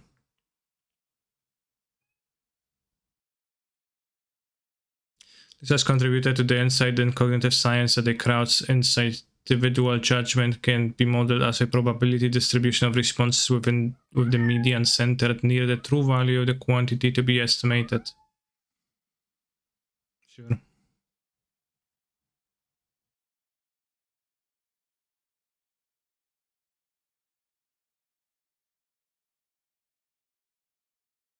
I'll go grab a tea, regardless of of whether you collectively think it's wise or not. I will prepare some so I can drink something.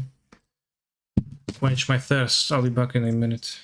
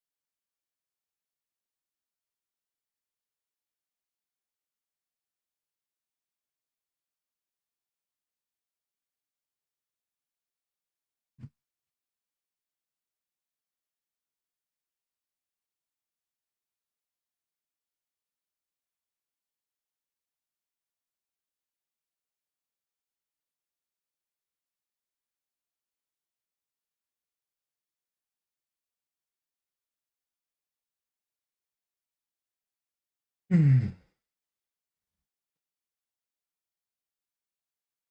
those canisters last open and on.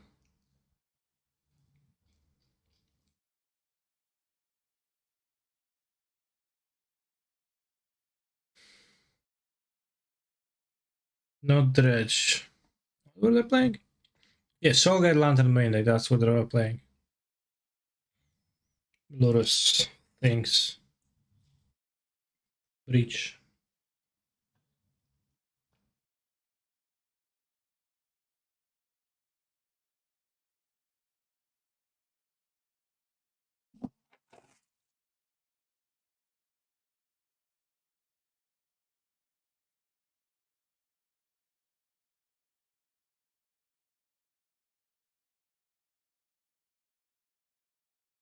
Brian Cook is 2-0, he got the round 1 bye. So I don't know about skipping. One new avatar, nice. Now you can change your tiger. No, I will not. PTR's to win was playing the long match, and that's a player that I don't know. We'll find Ravage's shops. Okay. Let's see, like 20 years ago. Urburg, that Urburg was this. Full A-line free Raven strike. Nice. Complete piece this gentleman, he's a triangle. What does that mean?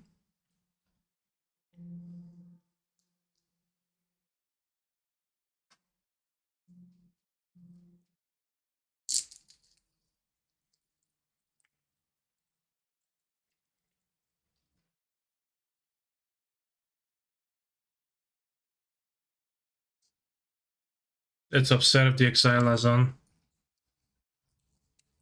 Did you know all competitors of the Modern Showcase received the Vintage Avatar? Yeah, I've heard of that. What's the Pioneer Avatar? Dungeons. I have no dungeons. Do you need to own the dungeons to play the dungeon cards?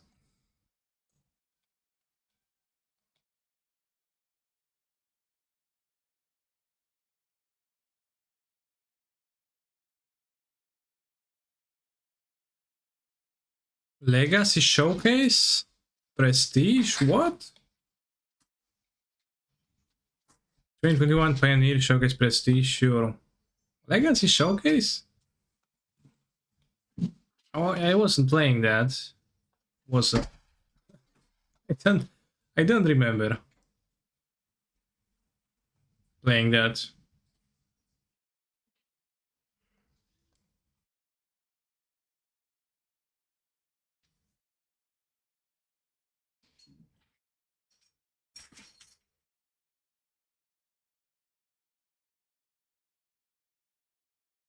Prediction mods.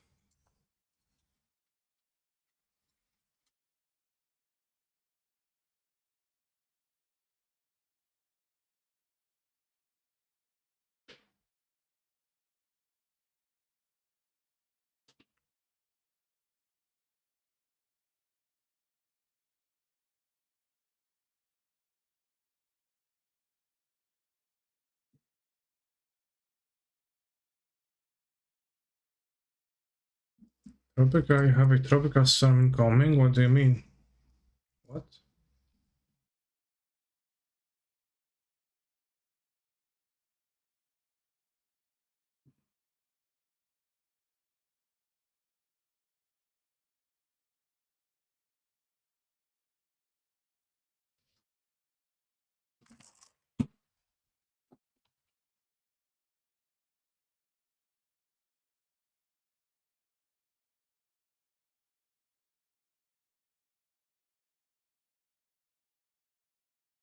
It's not Dredge, not a Bazaar deck.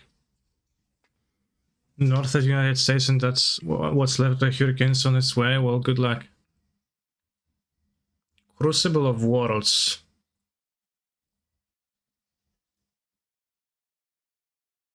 Something that matters. 2 other ones.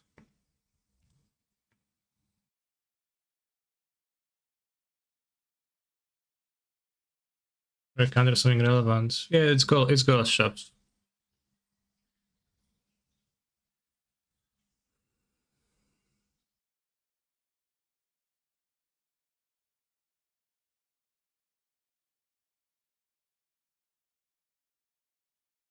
Rocks.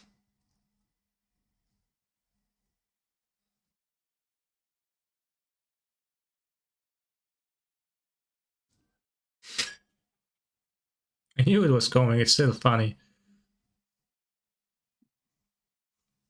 Yeah, nice moves. I love to South a Crucible of Worlds. Okay. Okay, bro. Sure, bro. You do. Crucible of what?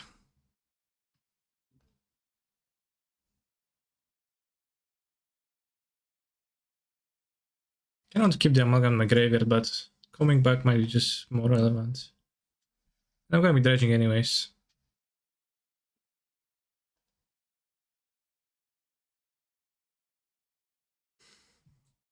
Alright, now Prage dodge the Nutty Tabernacle. My point, Nutty Tabernacle, so it's not my tournament to win. But there is a chance they will not Nutty Tabernacle.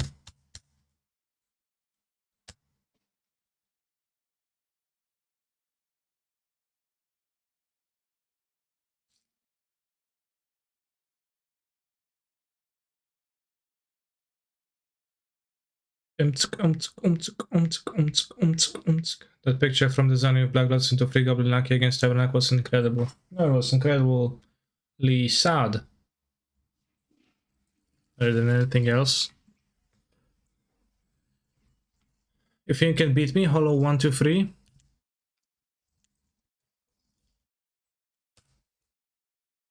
Wait, what? Edge is untapped with Bazaar of Baghdad, chat. What?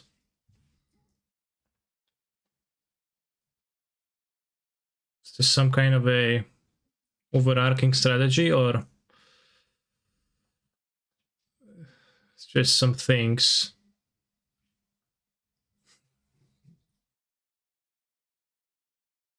Yeah, probably need Golos next turn. So I was actually playing dumb, but I'm not that dumb, but I have the force because I didn't spend a force on a useless Crucible of Worlds, which was kind of odd to Lotus out on turn 1, doesn't do anything, right?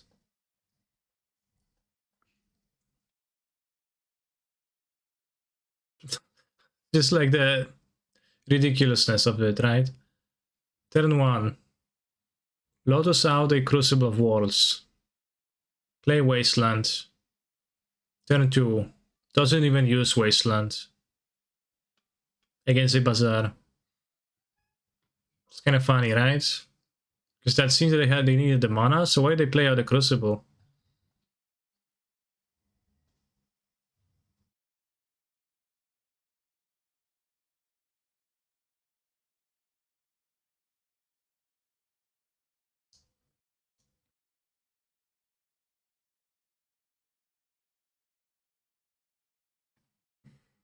I know, maybe someone would want to bait out a Force of Will, but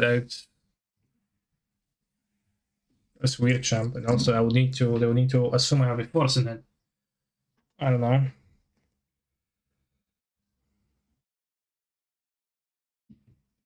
I'm not super big fan of actually negotiation.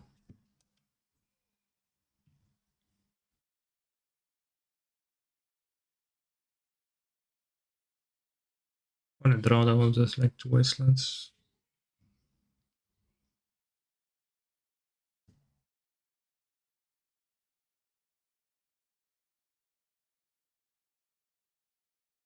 The black card on Contagion is so much better. I agree, the art is nicer, but this has new border, and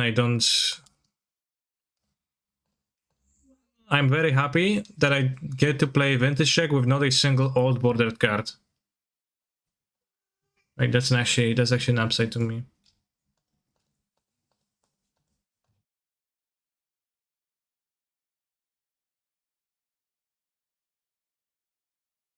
No ley line.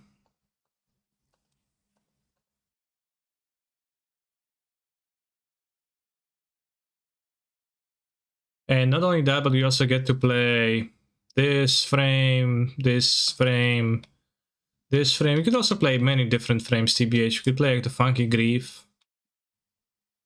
The new frame Icarus, I'm not sure if they exist in paper, they probably don't.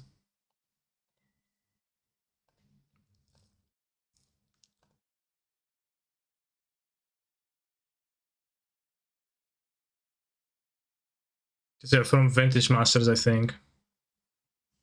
You do? I've seen a paper Icarus.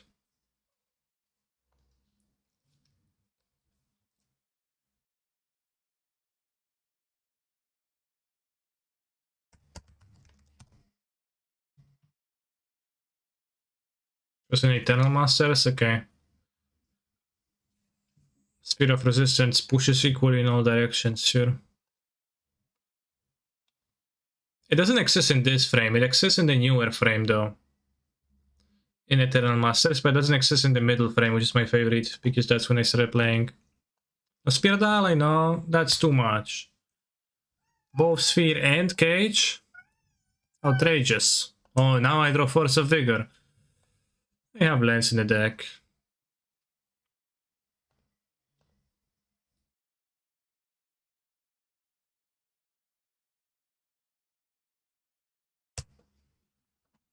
I could dredge towards the deck more TDH. I think that was a play.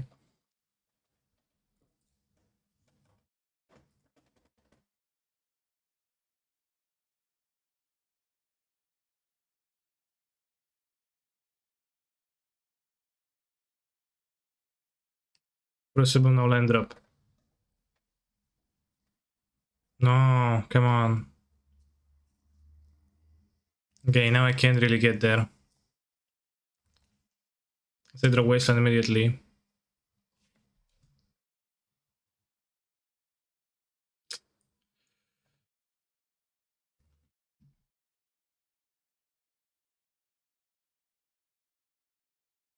The price of duels is too high for you, just buy fakes and hope the 50-year-old men who play Legacy are too blind to see the difference, smiley face. Okay.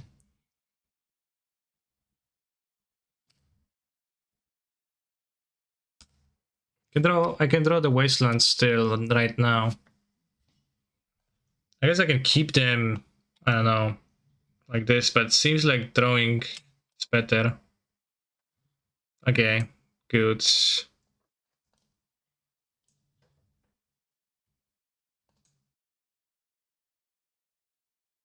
That's fine.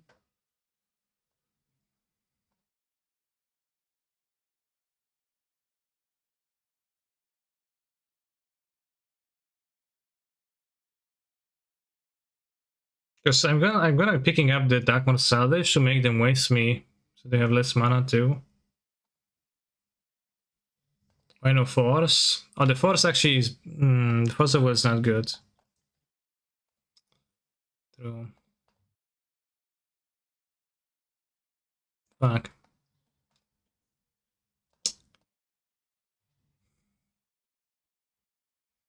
I spend money in reserve list cards when you could buy Huel. Yeah, check out the sponsor of the stream, Huel, Twitch chat. It's a fully nutritional meal in a powdered form drink. Cool stuff, cool stuff. Okay, I will be picking this up. I think it's good for me. You can also pick up the chills to speed the clock. Yes, I would like to return my Bloodghast for the last time. I repeat, I would like to bring back my Bloodghasts.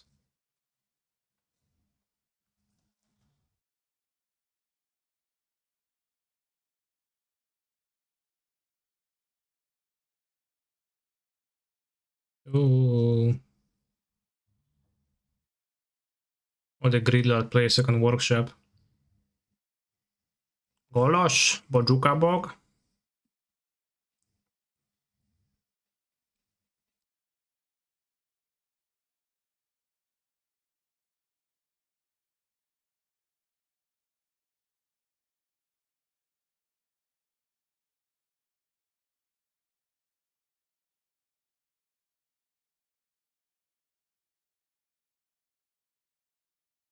Tabernacle.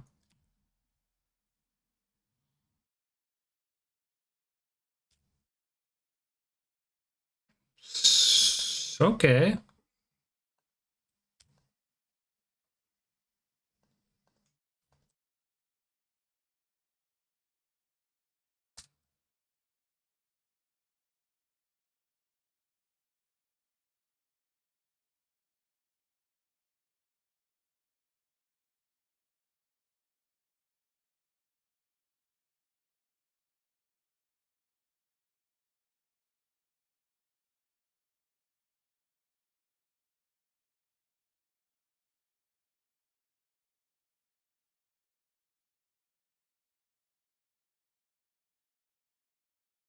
Blue. Yeah.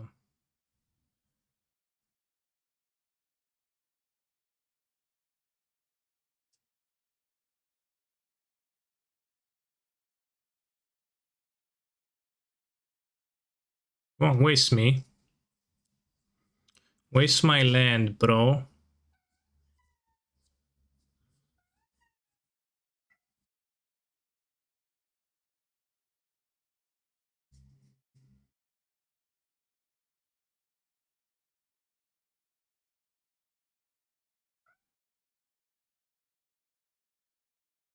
Hello, Vintage Canister. Hello, Twitch chatters.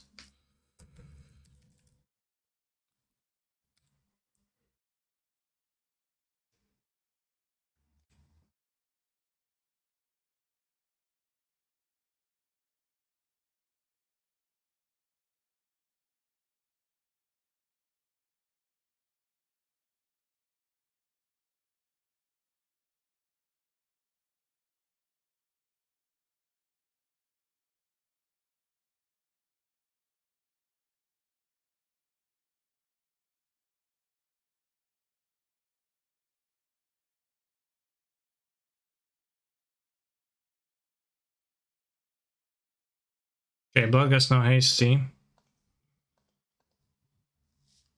Need to draw the land.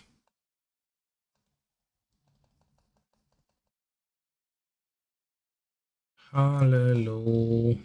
Ooh, yeah. One has 4 cards in hand, probably just lands. They replayed a thing with Wasteland.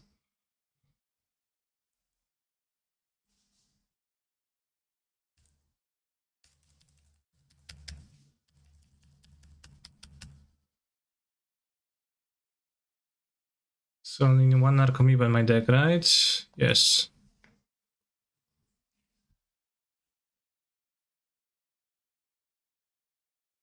Let's find a bog.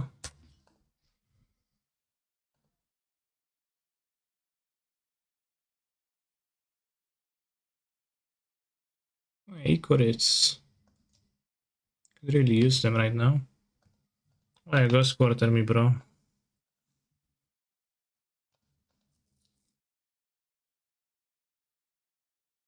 Two Icorits, okay. We're getting somewhere. And Darkmoor Salvage, we're getting somewhere, okay. I'm gonna choose used, 2 chills used. I hated the song, especially the part at the end where it was not a song, but saying, hey guys, I hope you liked our song. That's the part I hated the most.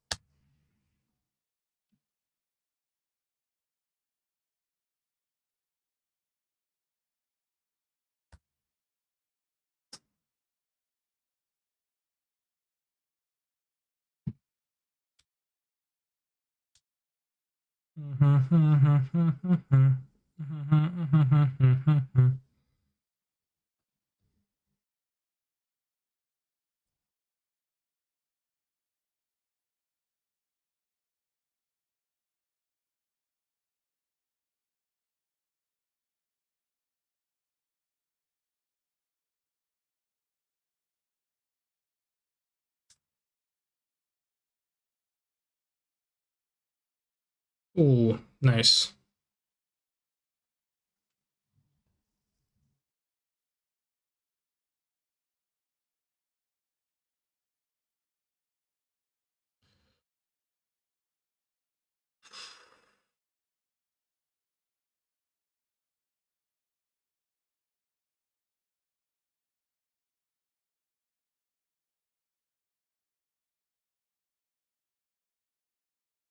What else? I think they would have won if they found a Bojuka Bog and not Tabernacle. The Tabernacle was useless for them. Situations like this are why the Bloodghast build seems so much better than the Bridge build. Yeah, it's better at fighting hate. It's like less powerful in the vacuum, but that doesn't mean much when you have to expect to play through 6 hate cards to 10 hate cards every sideboard. Maybe they don't play Bog though. But also that's the reason why I don't really like the Gola Stacks deck, because I just tend to lose in situations like this all the time.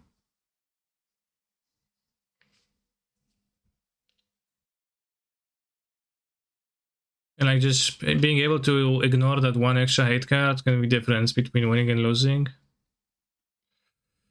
And, you know, ignoring Tabernacle. Pretty convenient. Let's see if they maybe have a Dismember. Doesn't save them, I guess. Warping Well. Okay, Cancer wins the match. Very pog. What was I throwing? I was throwing under Darkmoor. Poggers. Okay, 2-1. Pretty good. I'll be back in a minute, chat.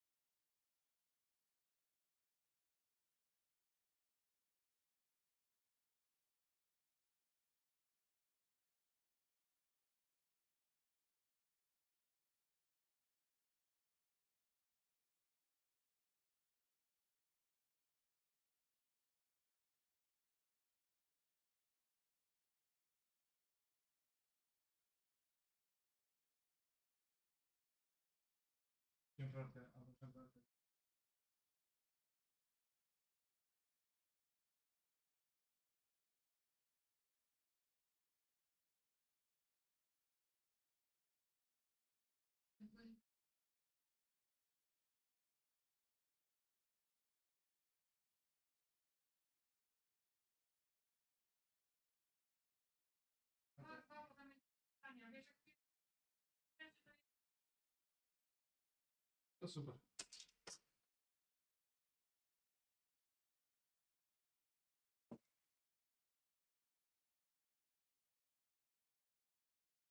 How's Peter's KW? Imagine being on Peter's to win. Well, that's the name. I don't know who's that person, but I don't know.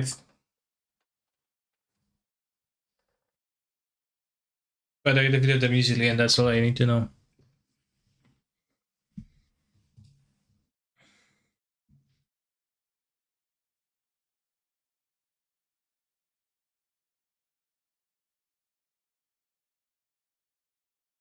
Russo brothers step away from Netflix's Magic the Gathering series. Joe and Anthony Russo, who are most well known as the directors of the MCU.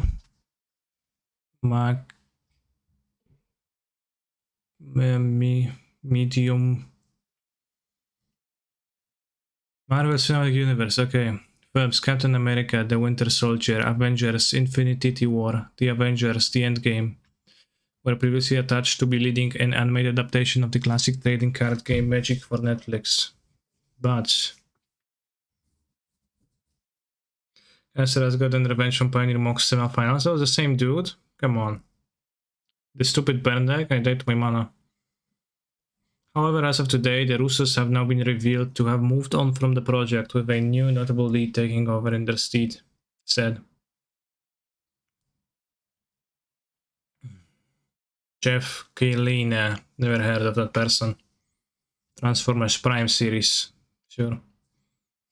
According to this record, the Russos and the other members of the writing team were said to have left working on the series a while back. The divorce was one that was said to be friendly, however, with Netflix then opting to just move on and bring in Clean to work on the project. Sure. I would never expected a thing to go right with a Magic the Gathering adjacent franchise thing. It is not directly the card game, and it's like varies with the card game itself too. He is thankful for the directing duo for involving him on this Magic the Gathering series to begin with. Specifically over dinner at one of their go-to Cleveland restaurants. Wow. Magic is one of those rare intellectual properties with such a wellspring of mythology that picking and choosing is half the battle. Wait, it's live action? They said animated. Animated adaptation.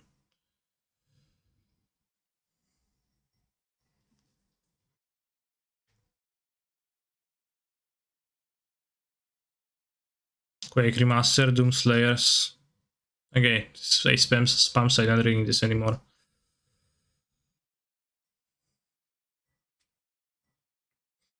This what you see is good at card games. Things what you see is bad at everything else. Click W.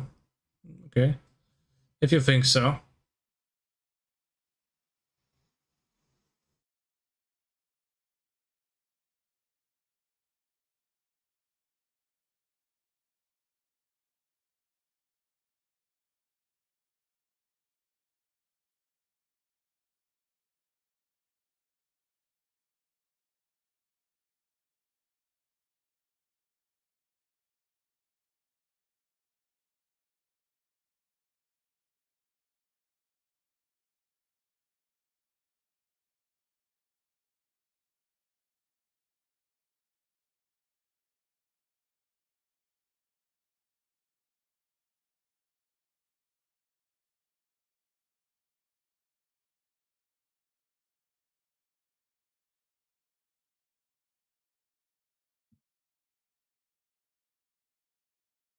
Let's read more of the cards.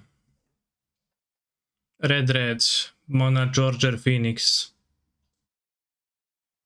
They have such shit fonts. Like, can they give them nice font even if they are arena only cards? Like, what's wrong with that? Is it really like impossible for those cards to look like the regular cards, like without the pixels being visible? Is it really like impossible? Mona Georgia Phoenix.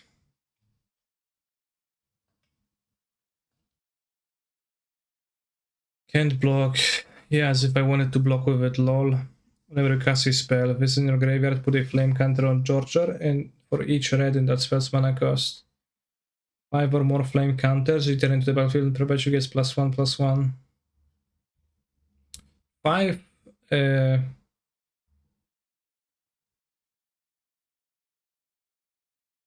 5 flames sounds kinda doable. Especially since it's red itself. How many red cards you can play? That's good. It's under Bloodghast. It's not super close to Bloodghast.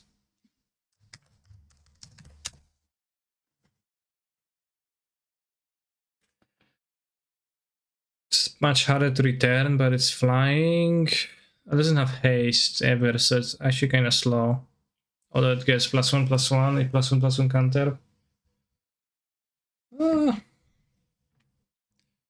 No, it's something you can pay plus looting. It's like any spell, but just the red amounts. That's kind of an interesting decision. 1/1 haste, give haste. It's on the counter, I know. It's like the same thing. Whatever. New Goblin can give it haste, yeah, perpetually.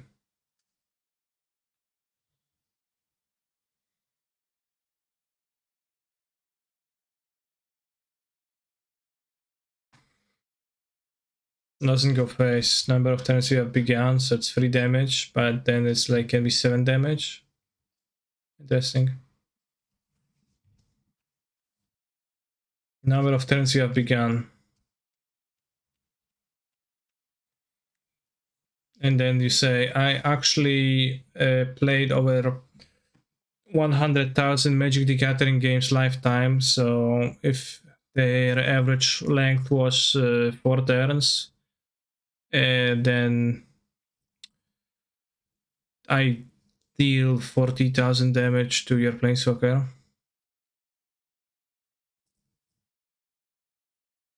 Funny, right? And then they are like, oh no, my Planeswalker dies so badly. X20 target 3 plus the number of charge counters, then put a purple charge counter on this card and each card named static discharge in your hand, library, and graveyard.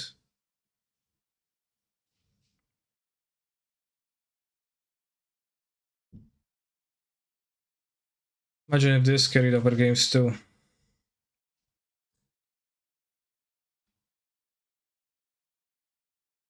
Perpetuate +1/+0, sure, whatever. Sharkan, Warrior to Sheaf. Is it canon that Sharkan has dragon hands? That kinda looks silly, TBH. What does perpetually gets mean? Forever. The card gets the quality. Even if it changes zones, the card still has it.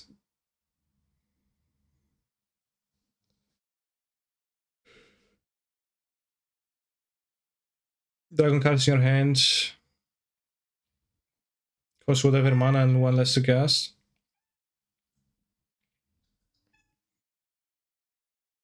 It's actually kinda strong. And the -2 free damage target creature. And then conjure a Shivan Dragon. It seems kinda. I mean, it's 4 mana. I thought it's 3 mana for some reason. Yeah, I know it's not the first time, but it's weird jump to have dragon hands, in my opinion. I know those look more in the moment, not like something that he just walks around with. This one just like looks like a normal thing for him, dragon hands.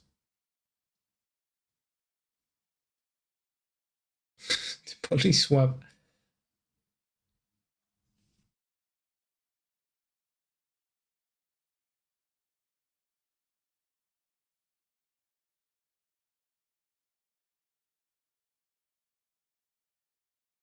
One green. Untap elf. That elf and random elf card in your hand. Get +1/+1. How does he fab with these hands? Maybe it's even nicer. Who knows? Seek an elf card. Conjure a regal forest card on the battlefield. Onto the battlefield. She's like an elf one. Is Freya even an elf?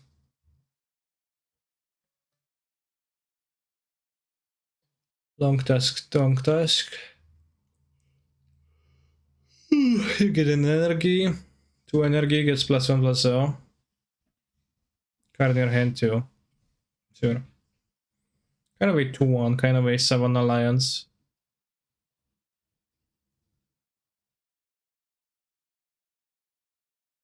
Full of Rigorous Growth. Regal Forest to the battlefield, but Shivan Dragon to battlefield will be too OP. Well, it's a 4 mana Planeswalker and it's like 0 mana ability, paying a dragon in your hand versus -6 that comes into turns only, make a Regal Forest. Obvious, like I think it's pretty different. Momir Vig, like this can be really playable, but people are gonna play it and it's gonna be super funny. 2 mana, reach 1/1 elf archer, ETB seek an elf card. Not too bad, I guess. Draws an elf always. 1 more elves.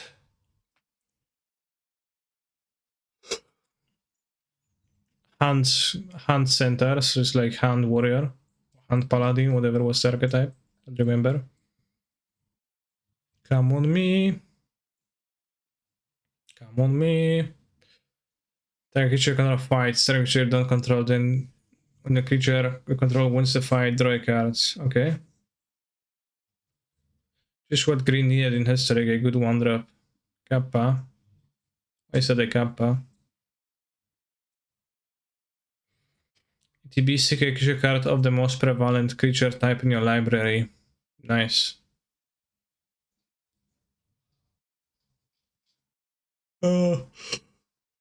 How do you explain the cards? I don't know. I have no feelings about those stuff, and I have no super strong desire to play MTG Arena upon seeing this. But it's kind of. I think that Davrio is kind of funny. Could be more random. A little bit too little randomness.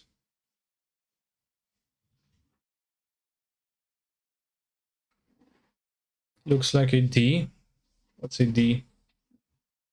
Difficult mechanics? No, it's not a paper set. It's just it's arena only, and it's using mechanics that are only arena.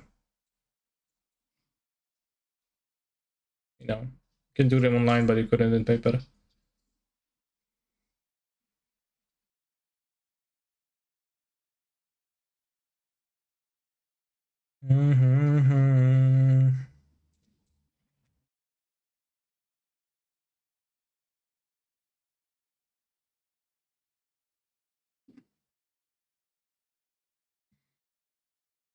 Come on, Capriccioso. Watch this video, it's funny. Rating every rapper's game collection. Video game donkey. Here you can watch some filler. For me. Rating every rapper's game collection.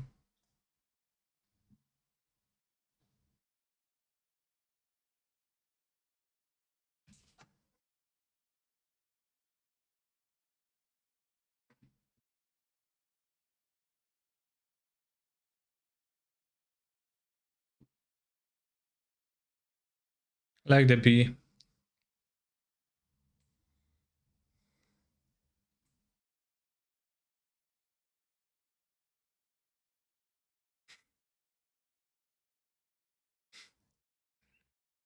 Classic.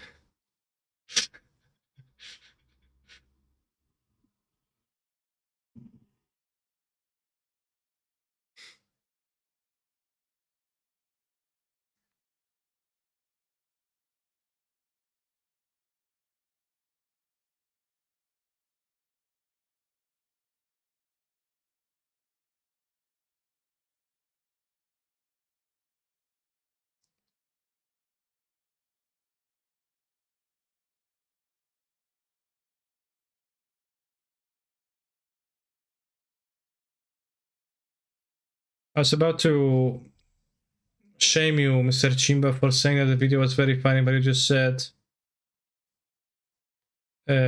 funny, so that's okay. Skyshot Ambush is another digital only card, has no reason to be digital only. I don't remember which one is that. Classic.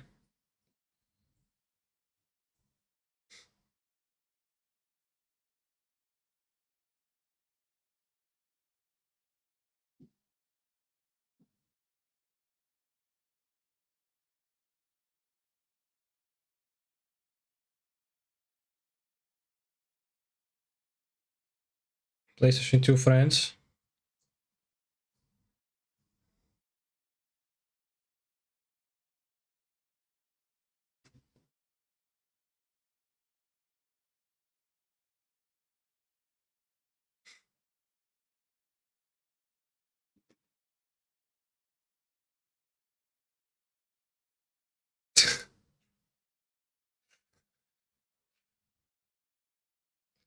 Why would you trade it?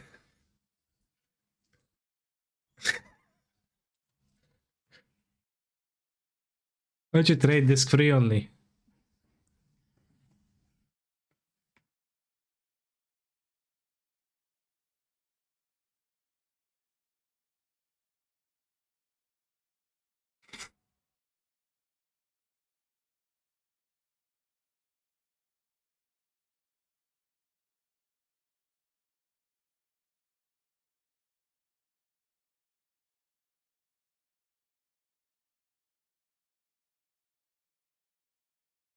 It was funny as a few moments, but overall, medium rare. I hope the next round starts soon because Otherwise, we are going to be kind of bored. Classic. White Kid is a rapper. I presumably he's present in a video about rappers collections, then I would assume so, but I'm not too familiar either. I never heard of Lil B. None of those are rappers besides Lil B. So, okay. Oh. Show deck list, please. That's my deck. Contains 13 dredgers and 12 cards active from my graveyard. 8 bazaars, 15 interaction cards, and 4 hollow boys. Wonton soup, amazing video, rare art in there. Nice.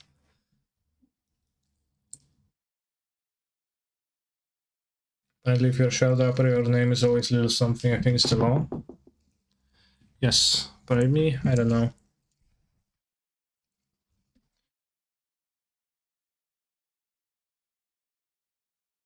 Haha, Kekon is 5,000 Ike, so this is an English speaking stream. Please speak in English or I will ban you out of necessity for keeping it proper. Somebody requested a song in your language. I'm not sure what language is that, though. Yes, I do not know all the languages. Lil Kani, exactly. Hollow One is a perfect magic card. Yes. It's only does what it says it does, which is it's being cast for free.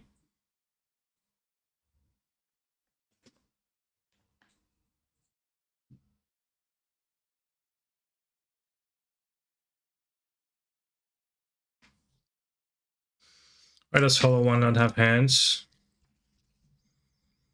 I don't know. It's hollow. I mean, hands are outside, so it's actually fine. The embodiment of yearning, forever drifting the deserts to find what had once made it whole. So it's looking for the hands.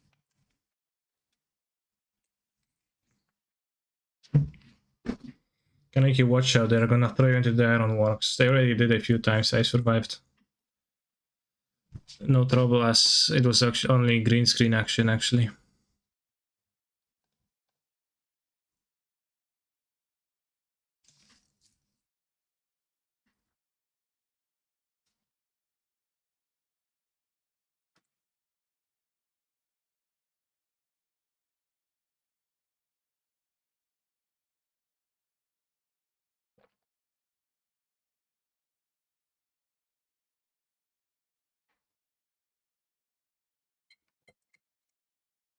Right, I would like to simply be on the play against some good matchup.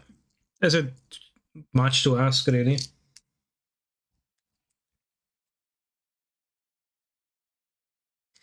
Kotku, musisz stąd pójść, bo ja będę grać.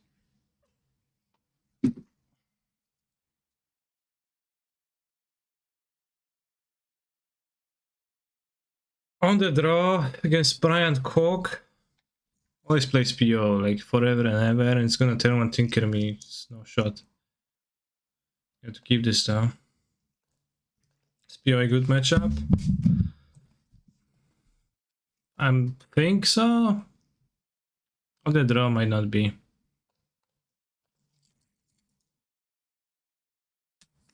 I mean, it's like...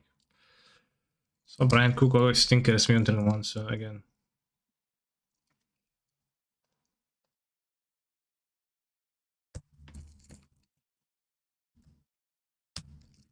Not always, seems like. Find extra interaction, those 3 draws.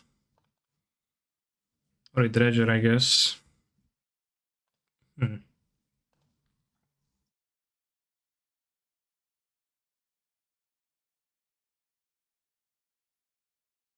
Decent interaction, I guess.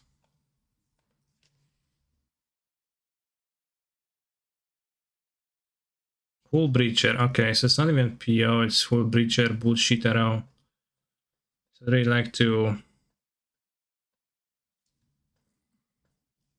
Finding Dredge soon. I guess harder. Time walk, sure. Maybe cool breacher now.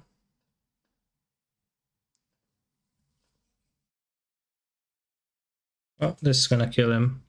No, he's gonna have the fucking Tinker every single fucking time. Brian Cook, more like Brian, always have Tinker. Because why not? Yeah, sure. Bergmansville, okay, go on. Do your bullshit.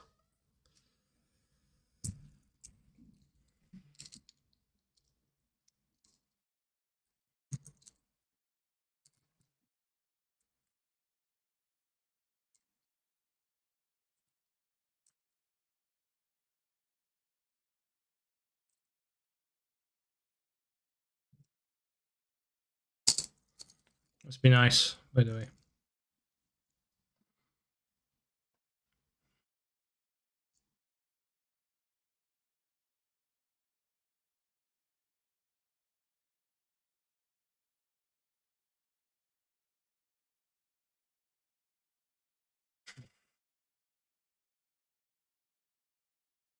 There's a time in the graveyard, so it's like no option of whiffings, but I will sit there. I guess. I had an opponent once kill themselves with Time Twister and Free Knife. I assume my opponent will not do that, but they certainly will not do that if I don't give them the opportunity. Which... yeah, Tinker again, restricted card, yet cast it twice. Suspicious.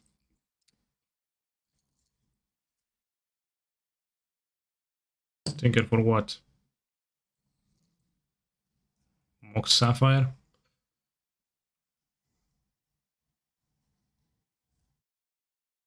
Yeah, Tinker for Mox Sapphire. Sure.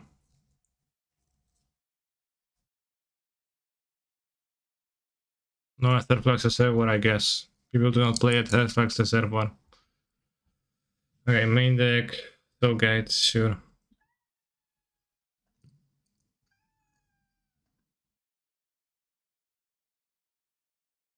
So that was blue for some reason.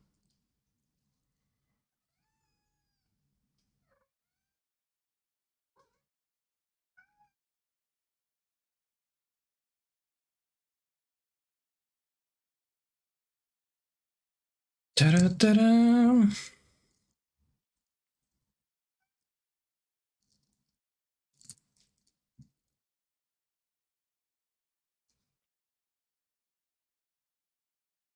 Alright, now let's get lucky twice in a row. After losing game 1 as Dredge. Why not?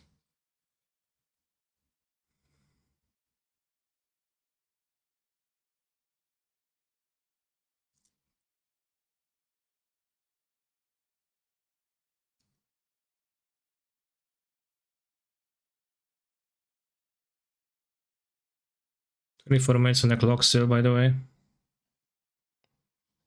Oh, move to 5. Begins with 7. Opponent, okay. Powder.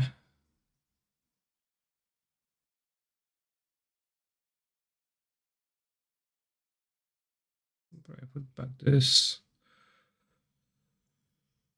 And this as my active graveyard cards. Oh, let's put back 2 Narcomoebas. I feel like Mulligan even harder than I would like to have Narcomoebas for the faster starts. Powder. Powder. Hi Billy. Hi Van. In a gachi world.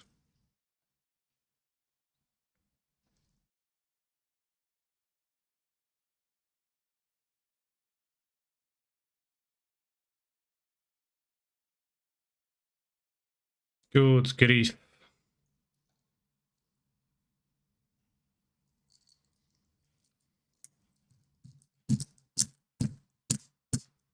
Mm-hmm.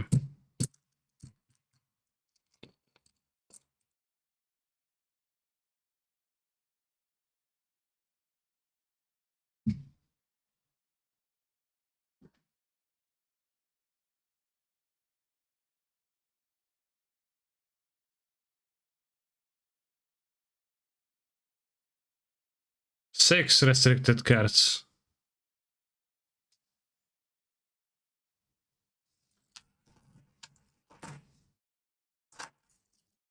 We basically have Tinker in hand.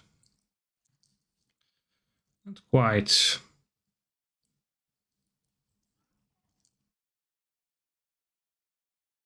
Doesn't get Tinker, I can take the Vampiric Tutor. Scraps Ancestral, but this is trapped Tinker. So I guess I go Lotus, Jet, Sol Ring, Lotus, Scroll, Ancestral. Yeah, sure. If I take Time Walk, I'm gonna go Jet, Sol Ring, Lotus, Ancestral, draw 3. I also stack something with Vampiric Tutor. Okay, so I can take Time Walk. So I think I have to take the Vampiric Tutor because otherwise you get Tinker on turn 1. And then I have to beat an Ancestral Recall here. I said.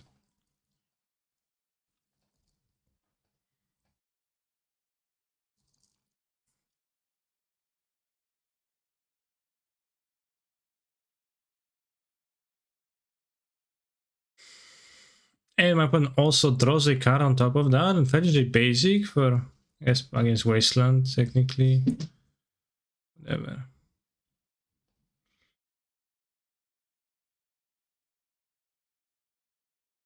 Should he cast a recall first? Oh, I guess you can do this for Tinker, sure. So yeah, as I said, Brian Cook always Tinkers me on turn 1. Like, that's my consistent experience with this personality. It's insane, but for some reason I assume this is always gonna be recall, but this can actually be Mystical Tutor too.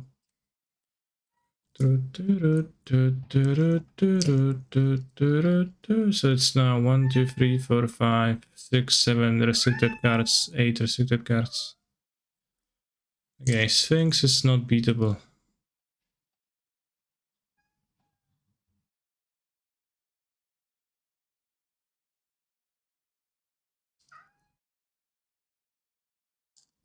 I can beat the Sphinx. A situation like this.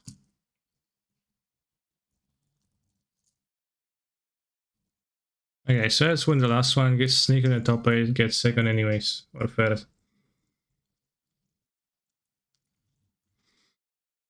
Force of Vigor. Flying. First Strike. Vigilance. Lifelink.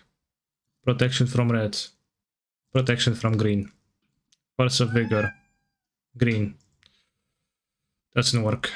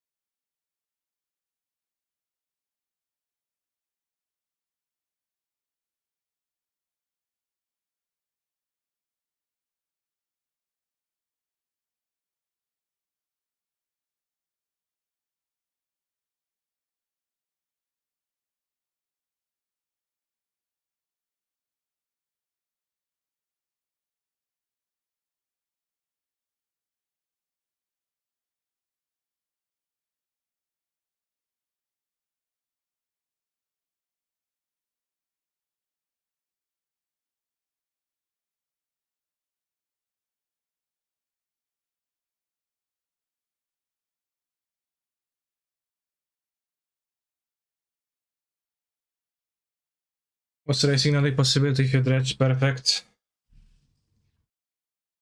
I don't think so.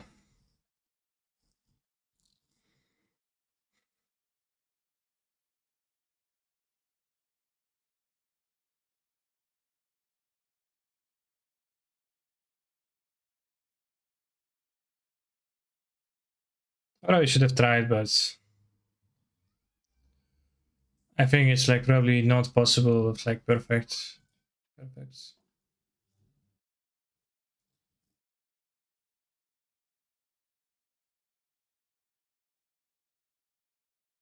Can someone explain how to cast last assassin successfully? Click your opponent's cards, not yours. I don't know what else to tell you. There's a same target option. So you should probably click same target a lot if you'd prefer to just fluster the same thing again.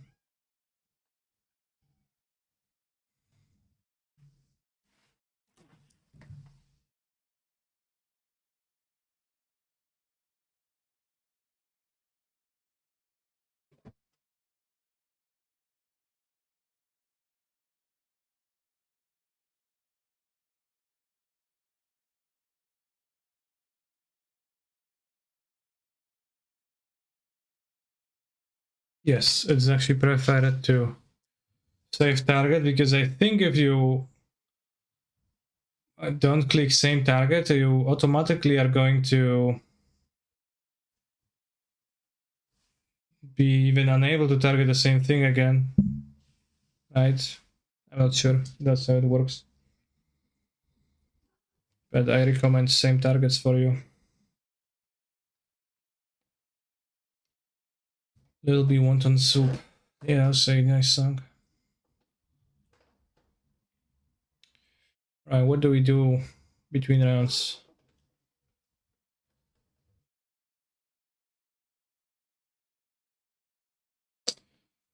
Preferably find some filler to watch, but like maybe not rating everything things. Used to watch the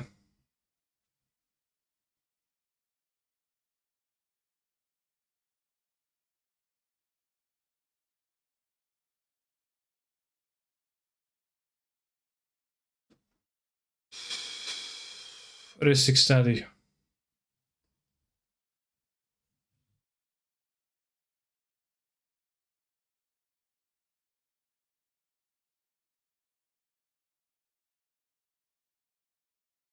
No, I don't want to be drafting.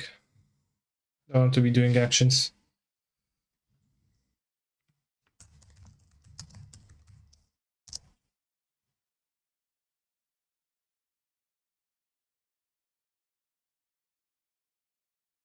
Let's go Risk Study. Risk Studies. You can steal some content from this personality. Watch Alt PT coverage.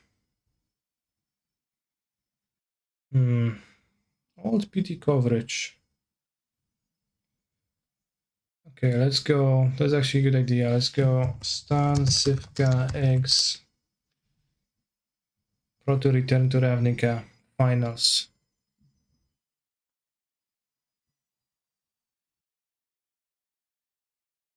For the old time's sake. Play some arena.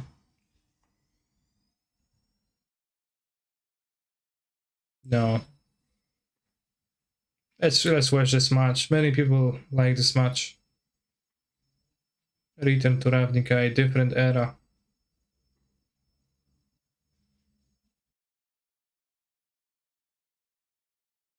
Nice chair. Yuya Watanabe too. No longer such a player anymore. Stargo.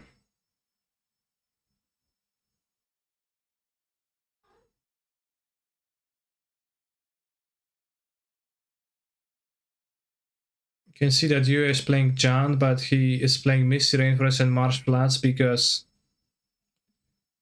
back then we had scuffed fetches.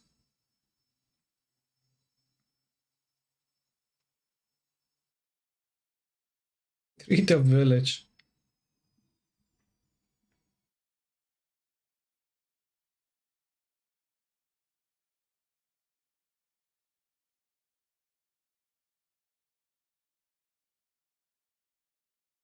So become a chess grandmaster last year, I think too. Could be, I don't know. The click that the cards make when you place them, when they place them.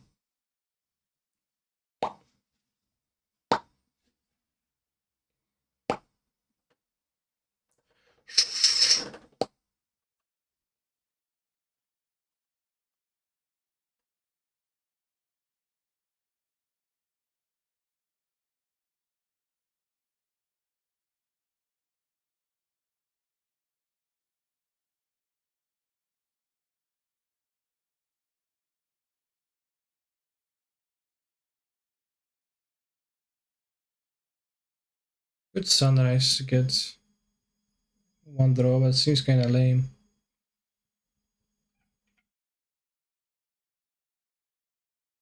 Not playing the spy, right? Interesting. What?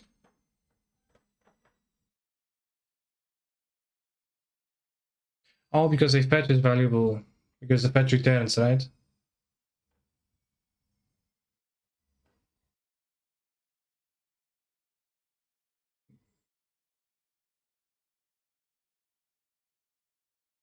Interesting. Let's get our play. Liliana of the Veil on turn 2. This Jan versus X.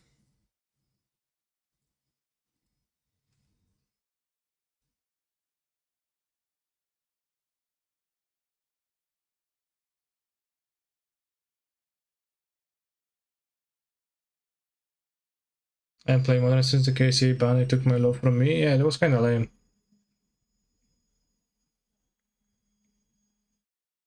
Imagine like being Wizards of the Coast and destroying your own game by banning cards for no reasons.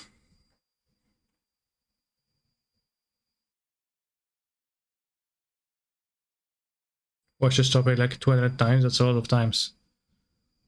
Oh, he's gonna play kitchen things.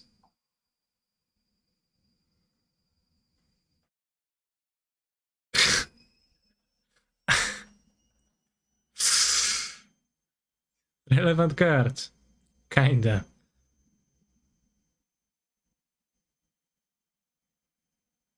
Upkeep fetch. Nice.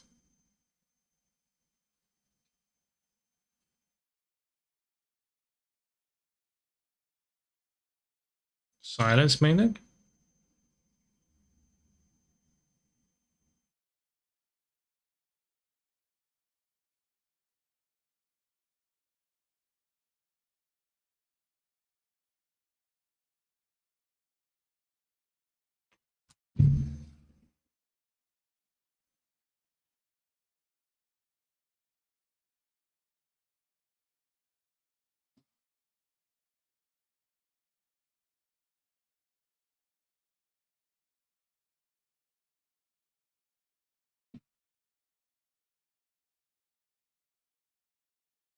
Reshape, Dura, Resolve, get the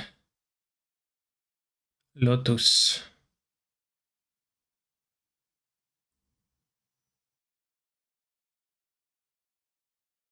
Yeah, put second sunrise in the bottom under that shuffle.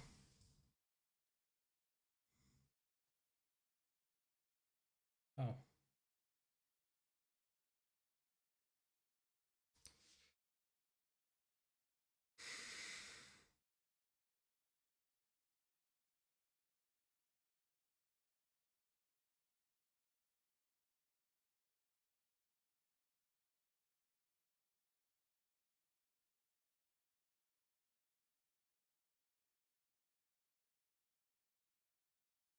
Was a face reward. There is certainly a reason to for that card to end up there. But that is also a player who's been banned for marking Tronlands, so who knows?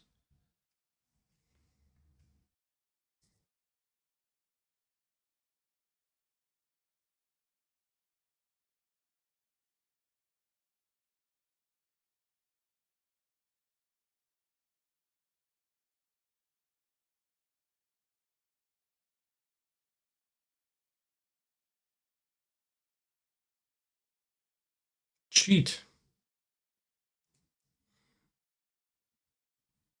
Top 3 players you're afraid to go against. Bryant Cook. As a heavy force for the Tinker.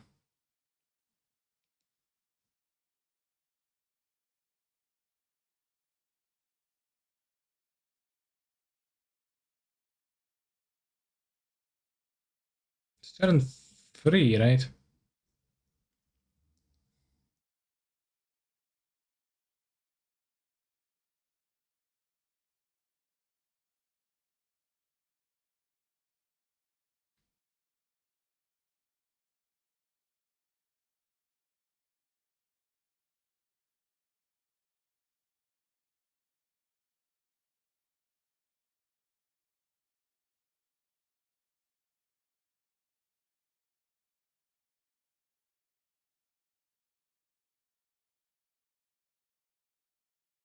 Well, that was the first sunrise.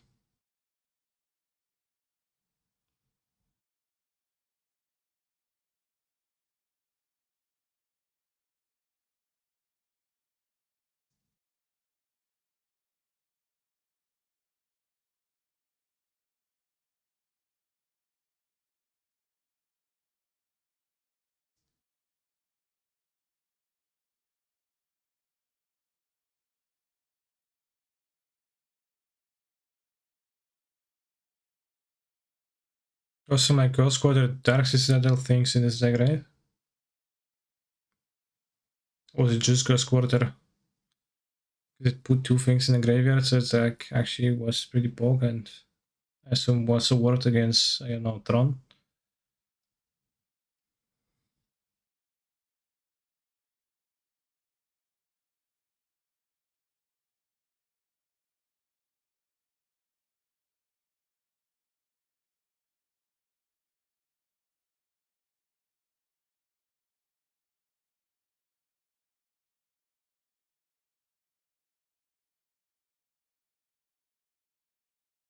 Masta.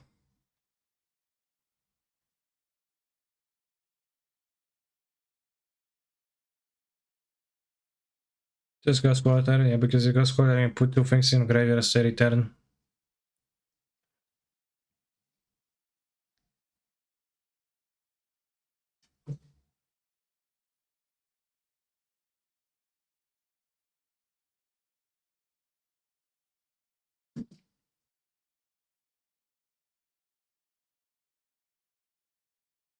It's kind of Resident Sleeper, but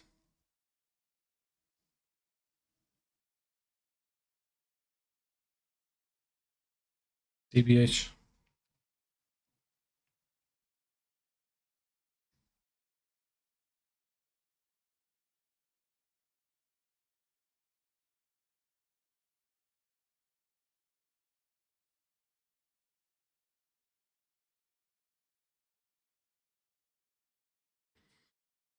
What's the card that puts the Sunrise back on the bottom of the deck? It's called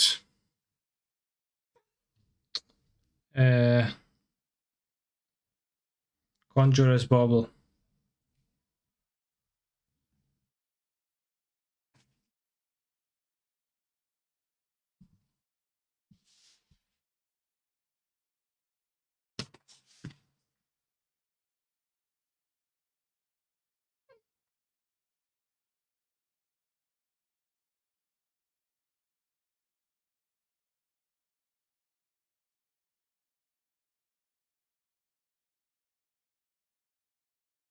Kind of crap hand.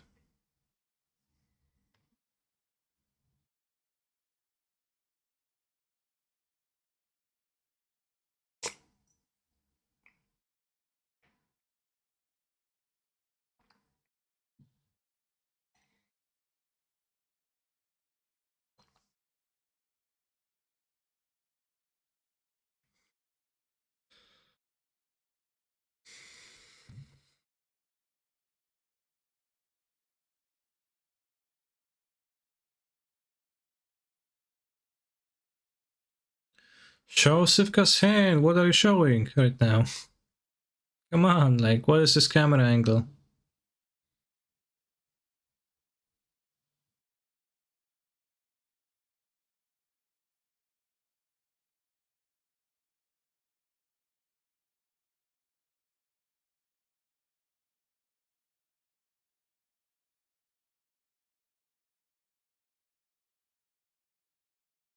Hmm.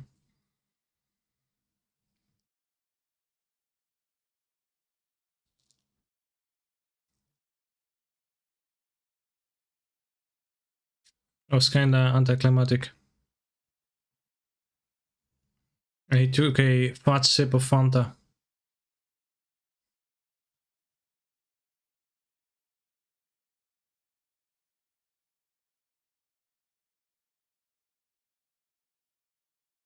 Hmm. Yeah, takes an irrelevant play. To draw. What did you draw? Serum Visions. That's pretty good. This Elsewhere Flask ETB. He actually took 10 minutes on that turn. Funny.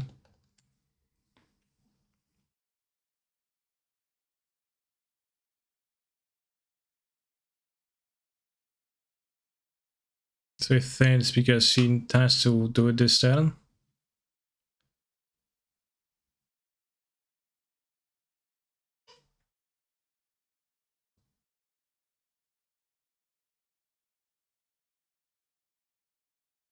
Oh, phase 3 1 run.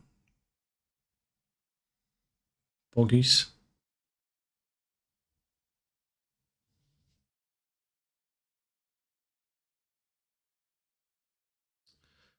Tap, tap, tap, tap, tap.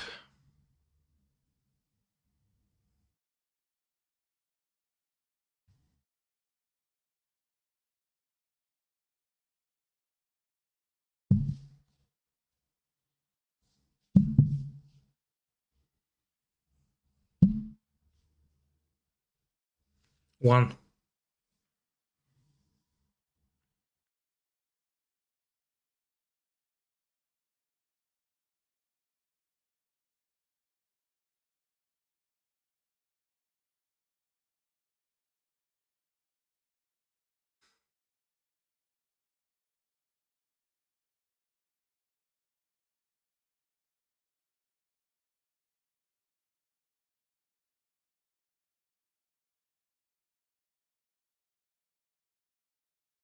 Sivka breathing heavily. Sighing a lot.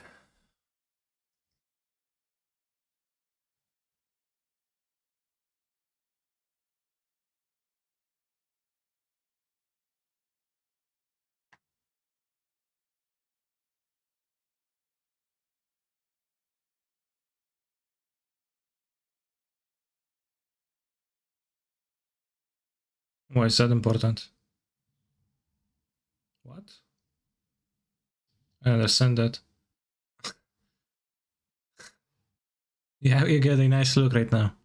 A nice view of my cat.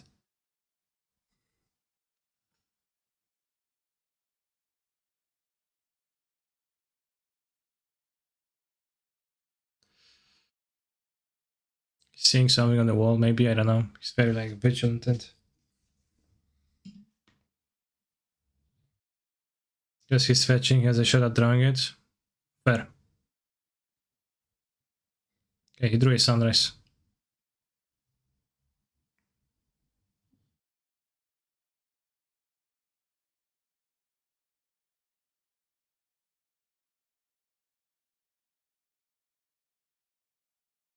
Is it islands on top of the other types, or is it?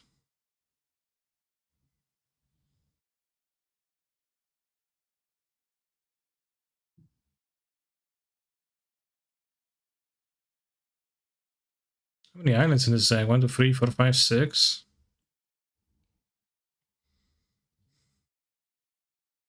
I think it was only Pyrite.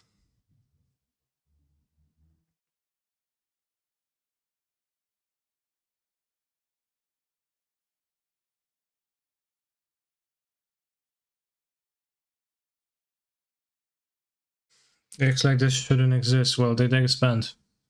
Good news for you.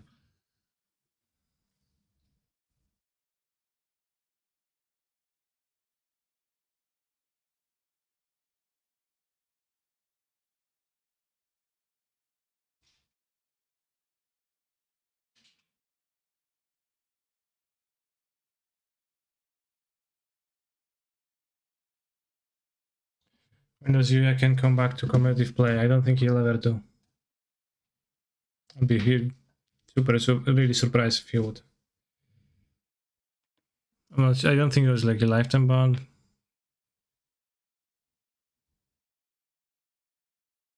I don't remember what was the length, but played Cyber Grape Shot for what? For grindy matchups?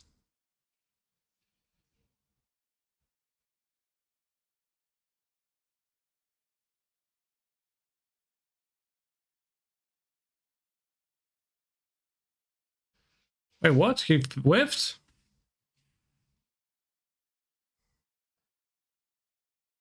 I thought he was winning. Did he have a 5 reward? I guess he cast it and then he didn't.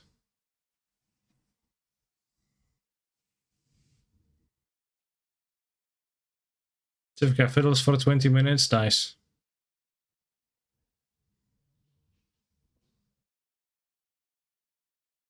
Nice tag.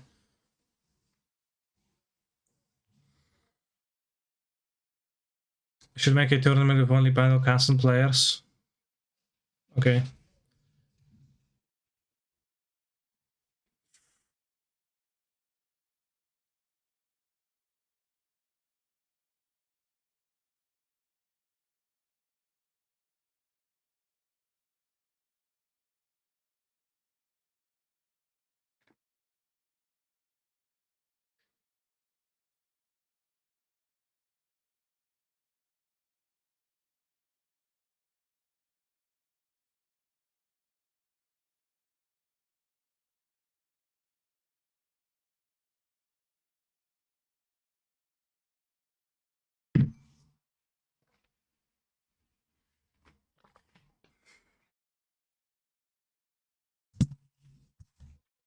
That's not the case of Watanabe didn't get there. More like Sivka didn't get there. Somehow, yeah, but still somehow Yuya goes 7-2 things and wins. They should make a tournament for players. That's a good idea, actually.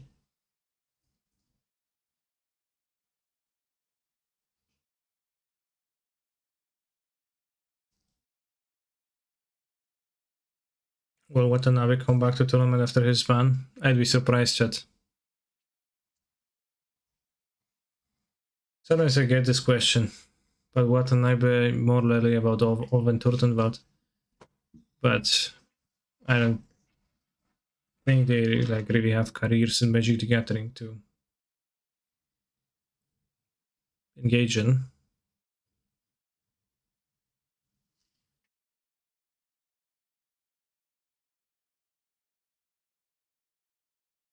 Why did he get bans for cheating and marking Tronlands?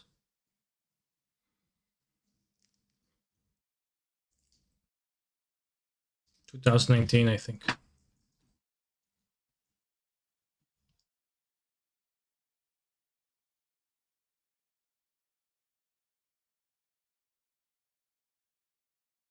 Move to 4.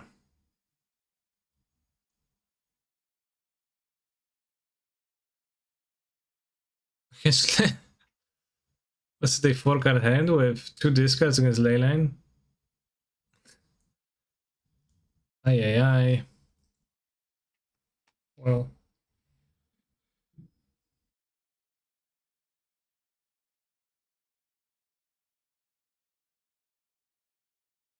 I love those iconic decks that no one likes except those playing it. Okay. Playing the safe game pre-marked and he did not well, sleeving it up, sure. The thorough investigation was committed by the judges, I can assume. No, non-London Mulligan. Yeah. I mean, you also don't know that your opponent's gonna drop Leyland when you decide what to put back, so it doesn't really matter.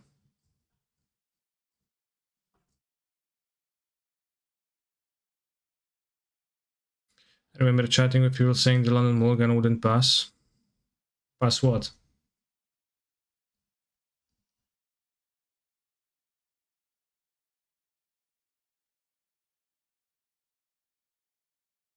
So the Fox Magic is really not just competitive. I don't understand what you're trying to say. wouldn't stick. I think I like the game better when Vancouver Mulligan was the thing, but I also forgot about Vancouver Mulligan existing at this point, so it probably doesn't really matter.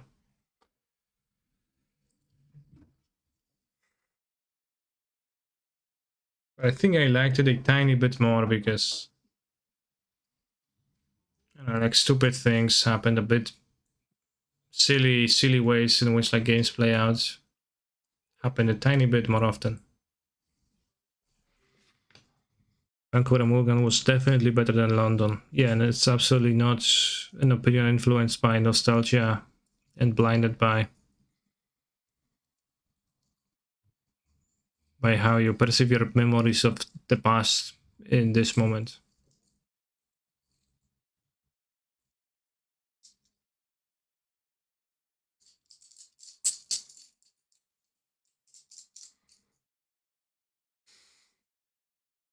No lands equals free move is the best Mulligan rule, don't at me. But is it like, does it just keep going?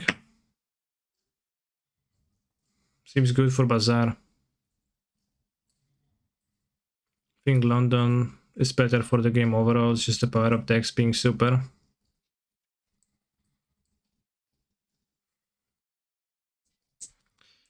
I don't think it's the power of decks being super. I think it's the Mulligan.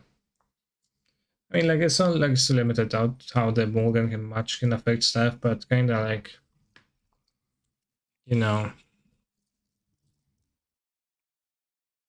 you don't have to plan for free, like, you know, when you're like 18 land decks and 20 land decks, you don't need to plan for 6 card hands with free lands, right? This type of stuff. Which I think overall like changes things a bit in a way that I enjoy slightly less than.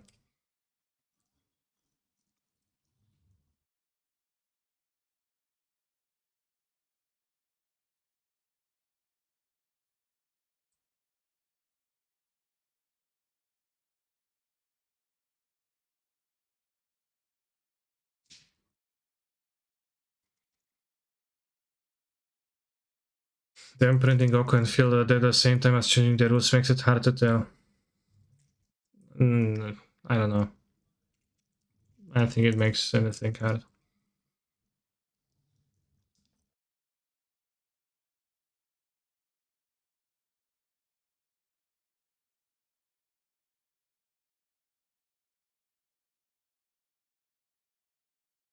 I would argue that greater variance in part of the game can be a good thing, but greater variance in the Mulligan is a bad thing. Okay, I would argue that not necessarily. Therefore, we can argue. Its creature type is ape when activated. Good trivia. Playing Graveyard versus Leyland before, if you move low and the opponent does not, thus you had to wait up because of keeping a hand without lane answers, and now they always have it. Yeah. Yeah, the same, like Bazaar, easier to find with bigger hand. Like, can you imagine they played Bazaar, Dredge with Vancouver Mulligan? I don't know what was average hand size difference.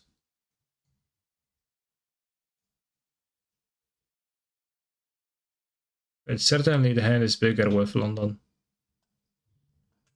Although opponents find ley lines too.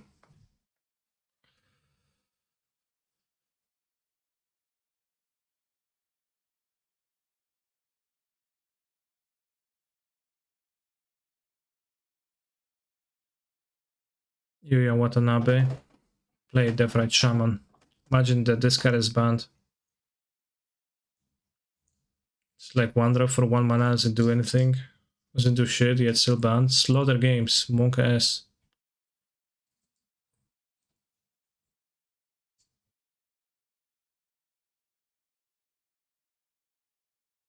What happened to Trickery decks in Modern? Are they still absolutely terrible? They are, but the card is banned, which is ridiculous.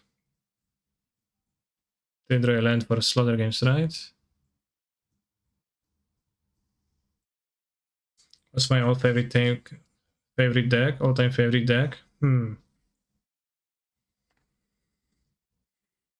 they ban him because he was playing with banned cards? No, because he was marking his Tronlocks. I like seeing more cards compared to seeing less cards. Well, but do you like the fact that your opponent sees more cards too?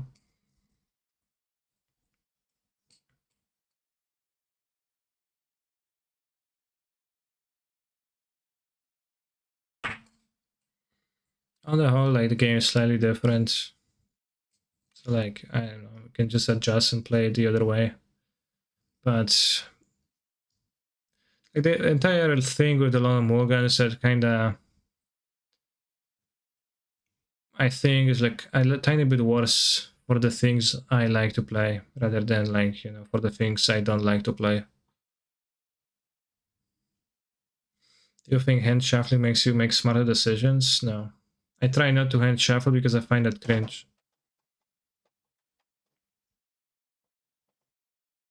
But sometimes when I get really caught up in thinking, I just like shuffle them a little bit, but slowly.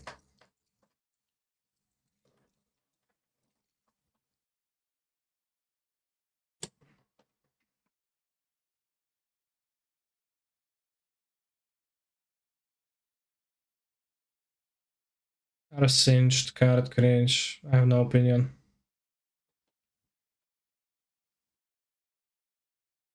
Yeah, the trickery bond, like, print like almost the same effect too. It's kind of weird jump, but I don't know. I think it's that they mostly had issue with the, like, 4 violent outbursts, 1 trickery, 1 Emrakul deck.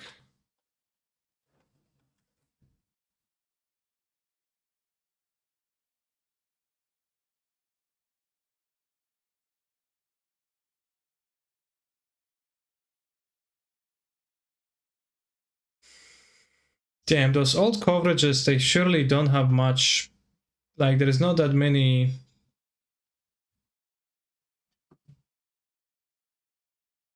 There's not that much playing happening, I have to say. Are they playing best of 5? Or were they playing best of 3 back of then?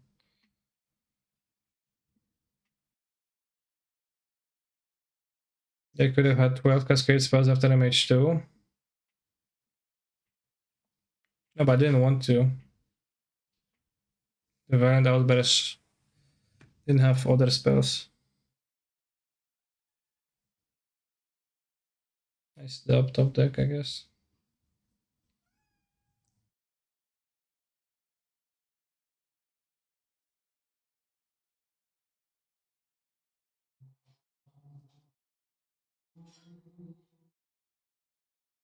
Can we play into this deck? Yeah, the Death Right Shaman for being banned is certainly not pressuring Sivka out that well.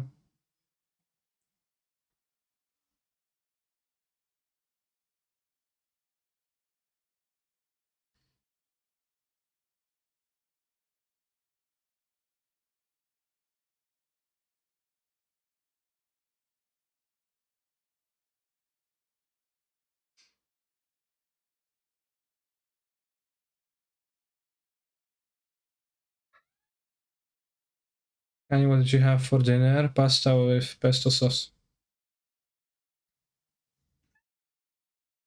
Death Right Shaman still too powerful for modern. It's probably would be like better now than it was, kinda. I think everything is cheap and like more graveyards, random interactions are there.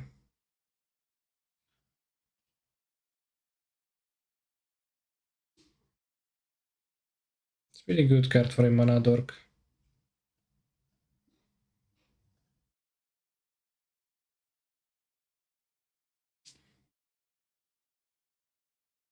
Was this X deck unknown before the tournament? There was something like that, I think. I'm not sure though, I wasn't playing back then much. We need DRS to combat Lurus. DRS at home is being put in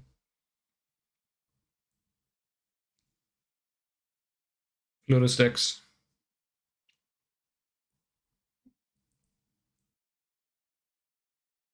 Binyu, last seen deck 10 days ago, Sultai midrange. Binyu. Where's Binyu? Bag or other fair blue. Yeah.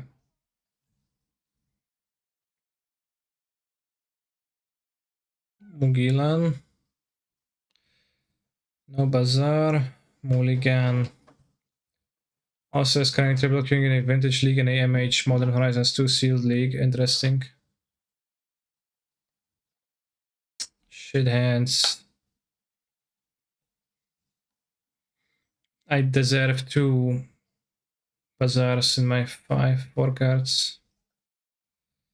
Needing DRS to fight Lurus, like needing DHA to block Ragavan. Okay. Very wise words, thank you for your input.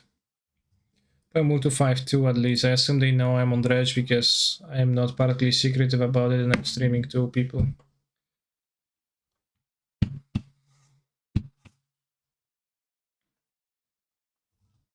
Kurwa.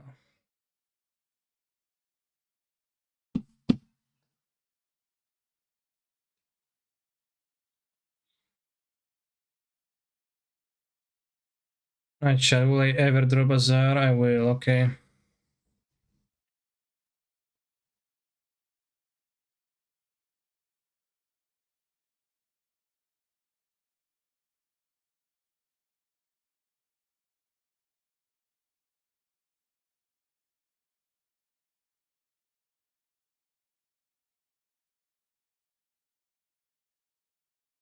Bułka gnomie małe.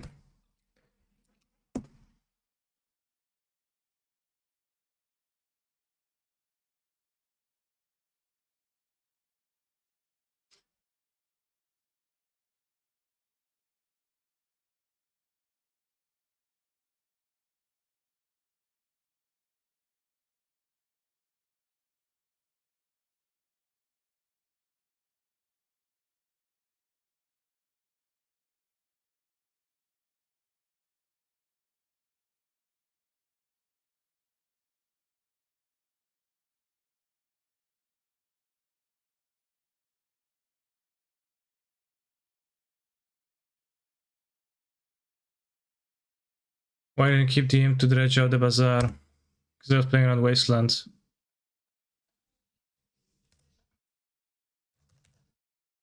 But, well, good force. Sure, Death Chant too, why not? Yeah. See, that's a lot of Mulligan in action, chat. My opponent moved to 5 and they left Force, Wasteland, 2 lanes, Death Chant.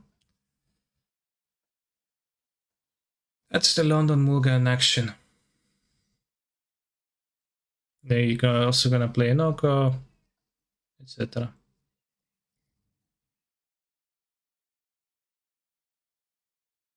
Sure, nice.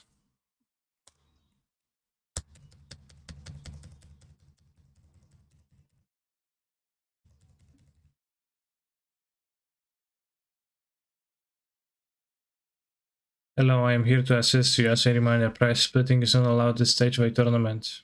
Okay.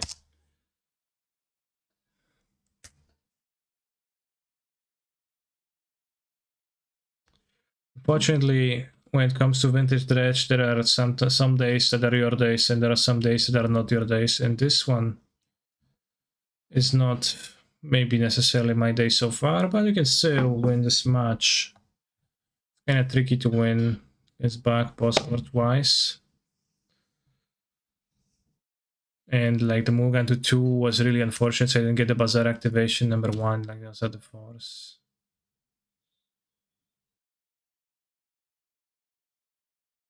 That's sure. Go to cages. An old version. Time machine, so I can go back in time, pick out the dates. I want to appear again.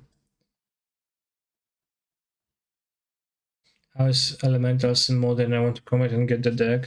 It's a really strong deck.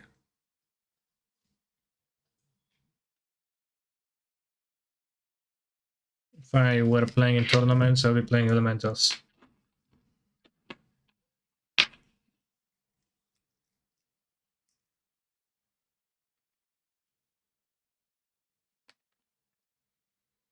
Why don't we just shoot the Elks Oko makes to get a food token? I understand what you're trying to say.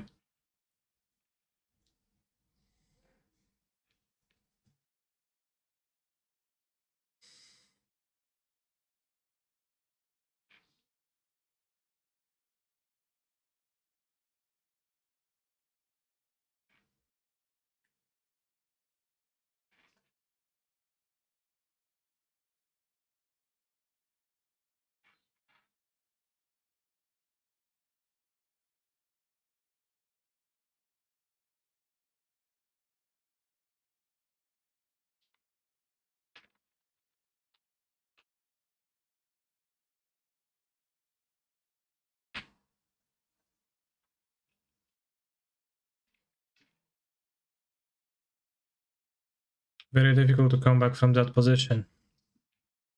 It is almost impossible, but let's try.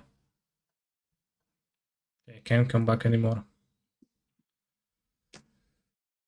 Maybe it would have worked out better, but probably not good enough if I just dredged once. Discarded like imp. I don't think natural dredges would have gotten me there.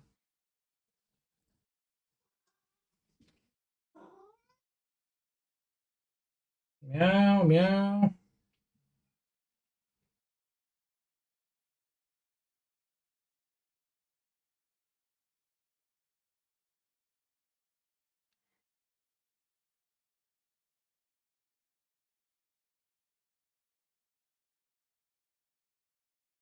Saying that elves are game animals so get handed per full? What do you mean? As far as game goes, we are playing a game of Magic the Gathering. It does indeed contain elves.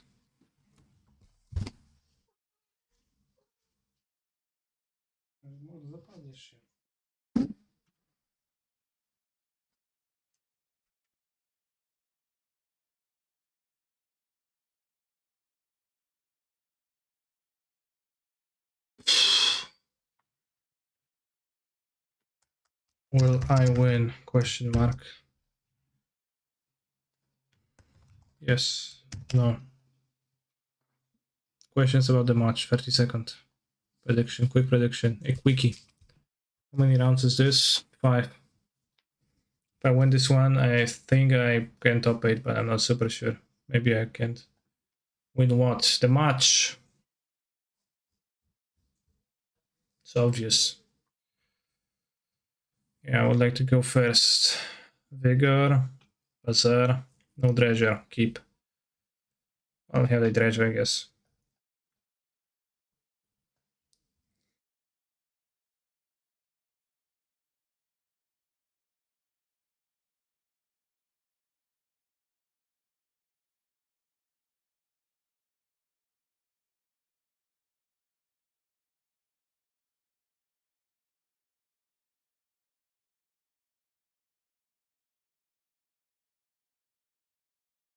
Wasteland.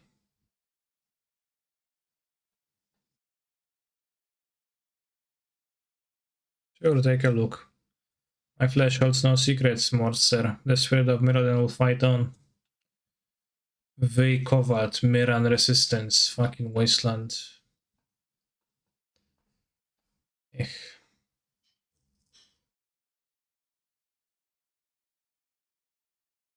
Should have dredged.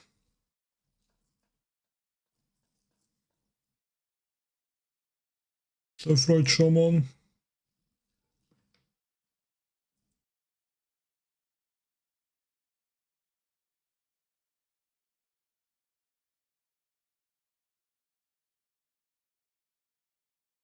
And I want to appear again.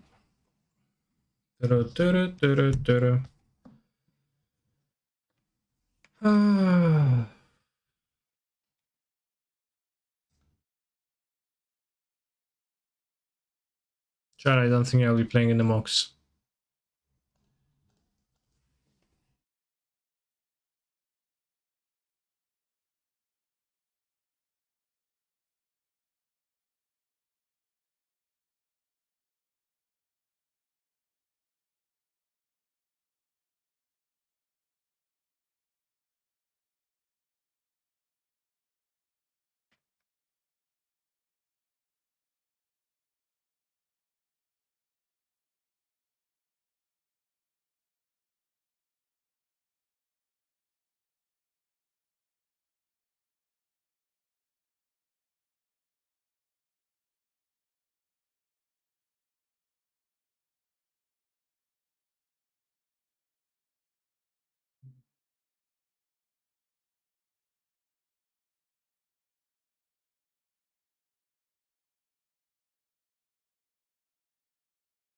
No, Ancestral. Well, that's nice.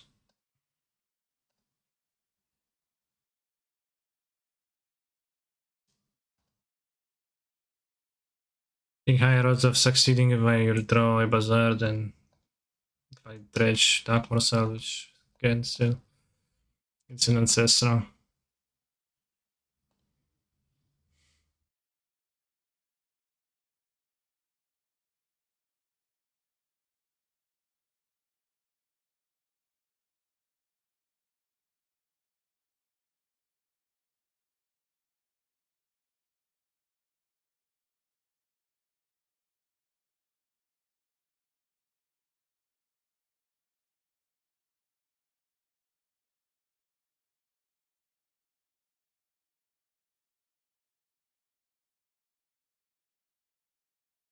Doesn't matter. Ah, second target for a Force of Vigor. Awesome.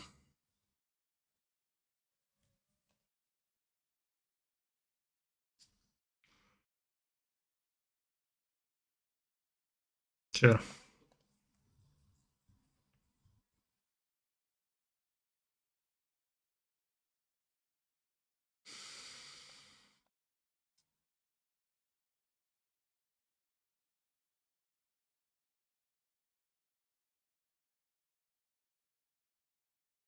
Thank you for watching, chat.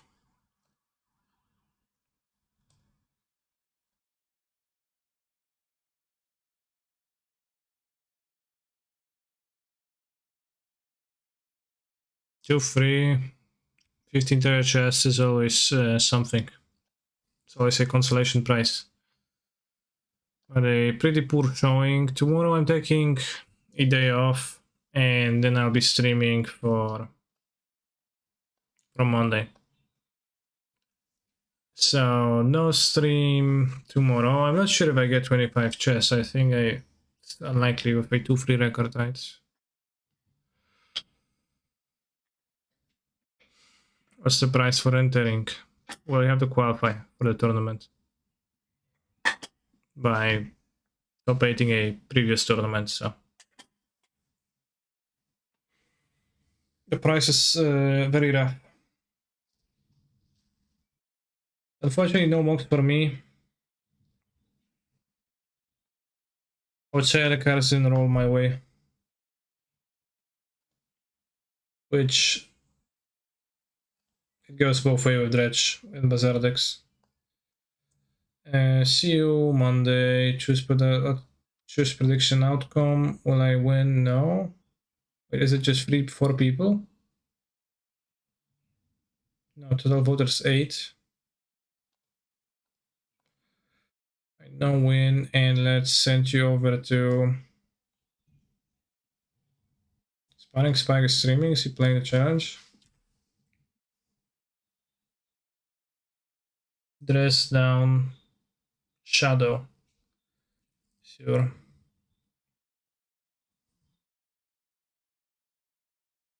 I'll send you over to a vintage player though. See you Monday, nerds.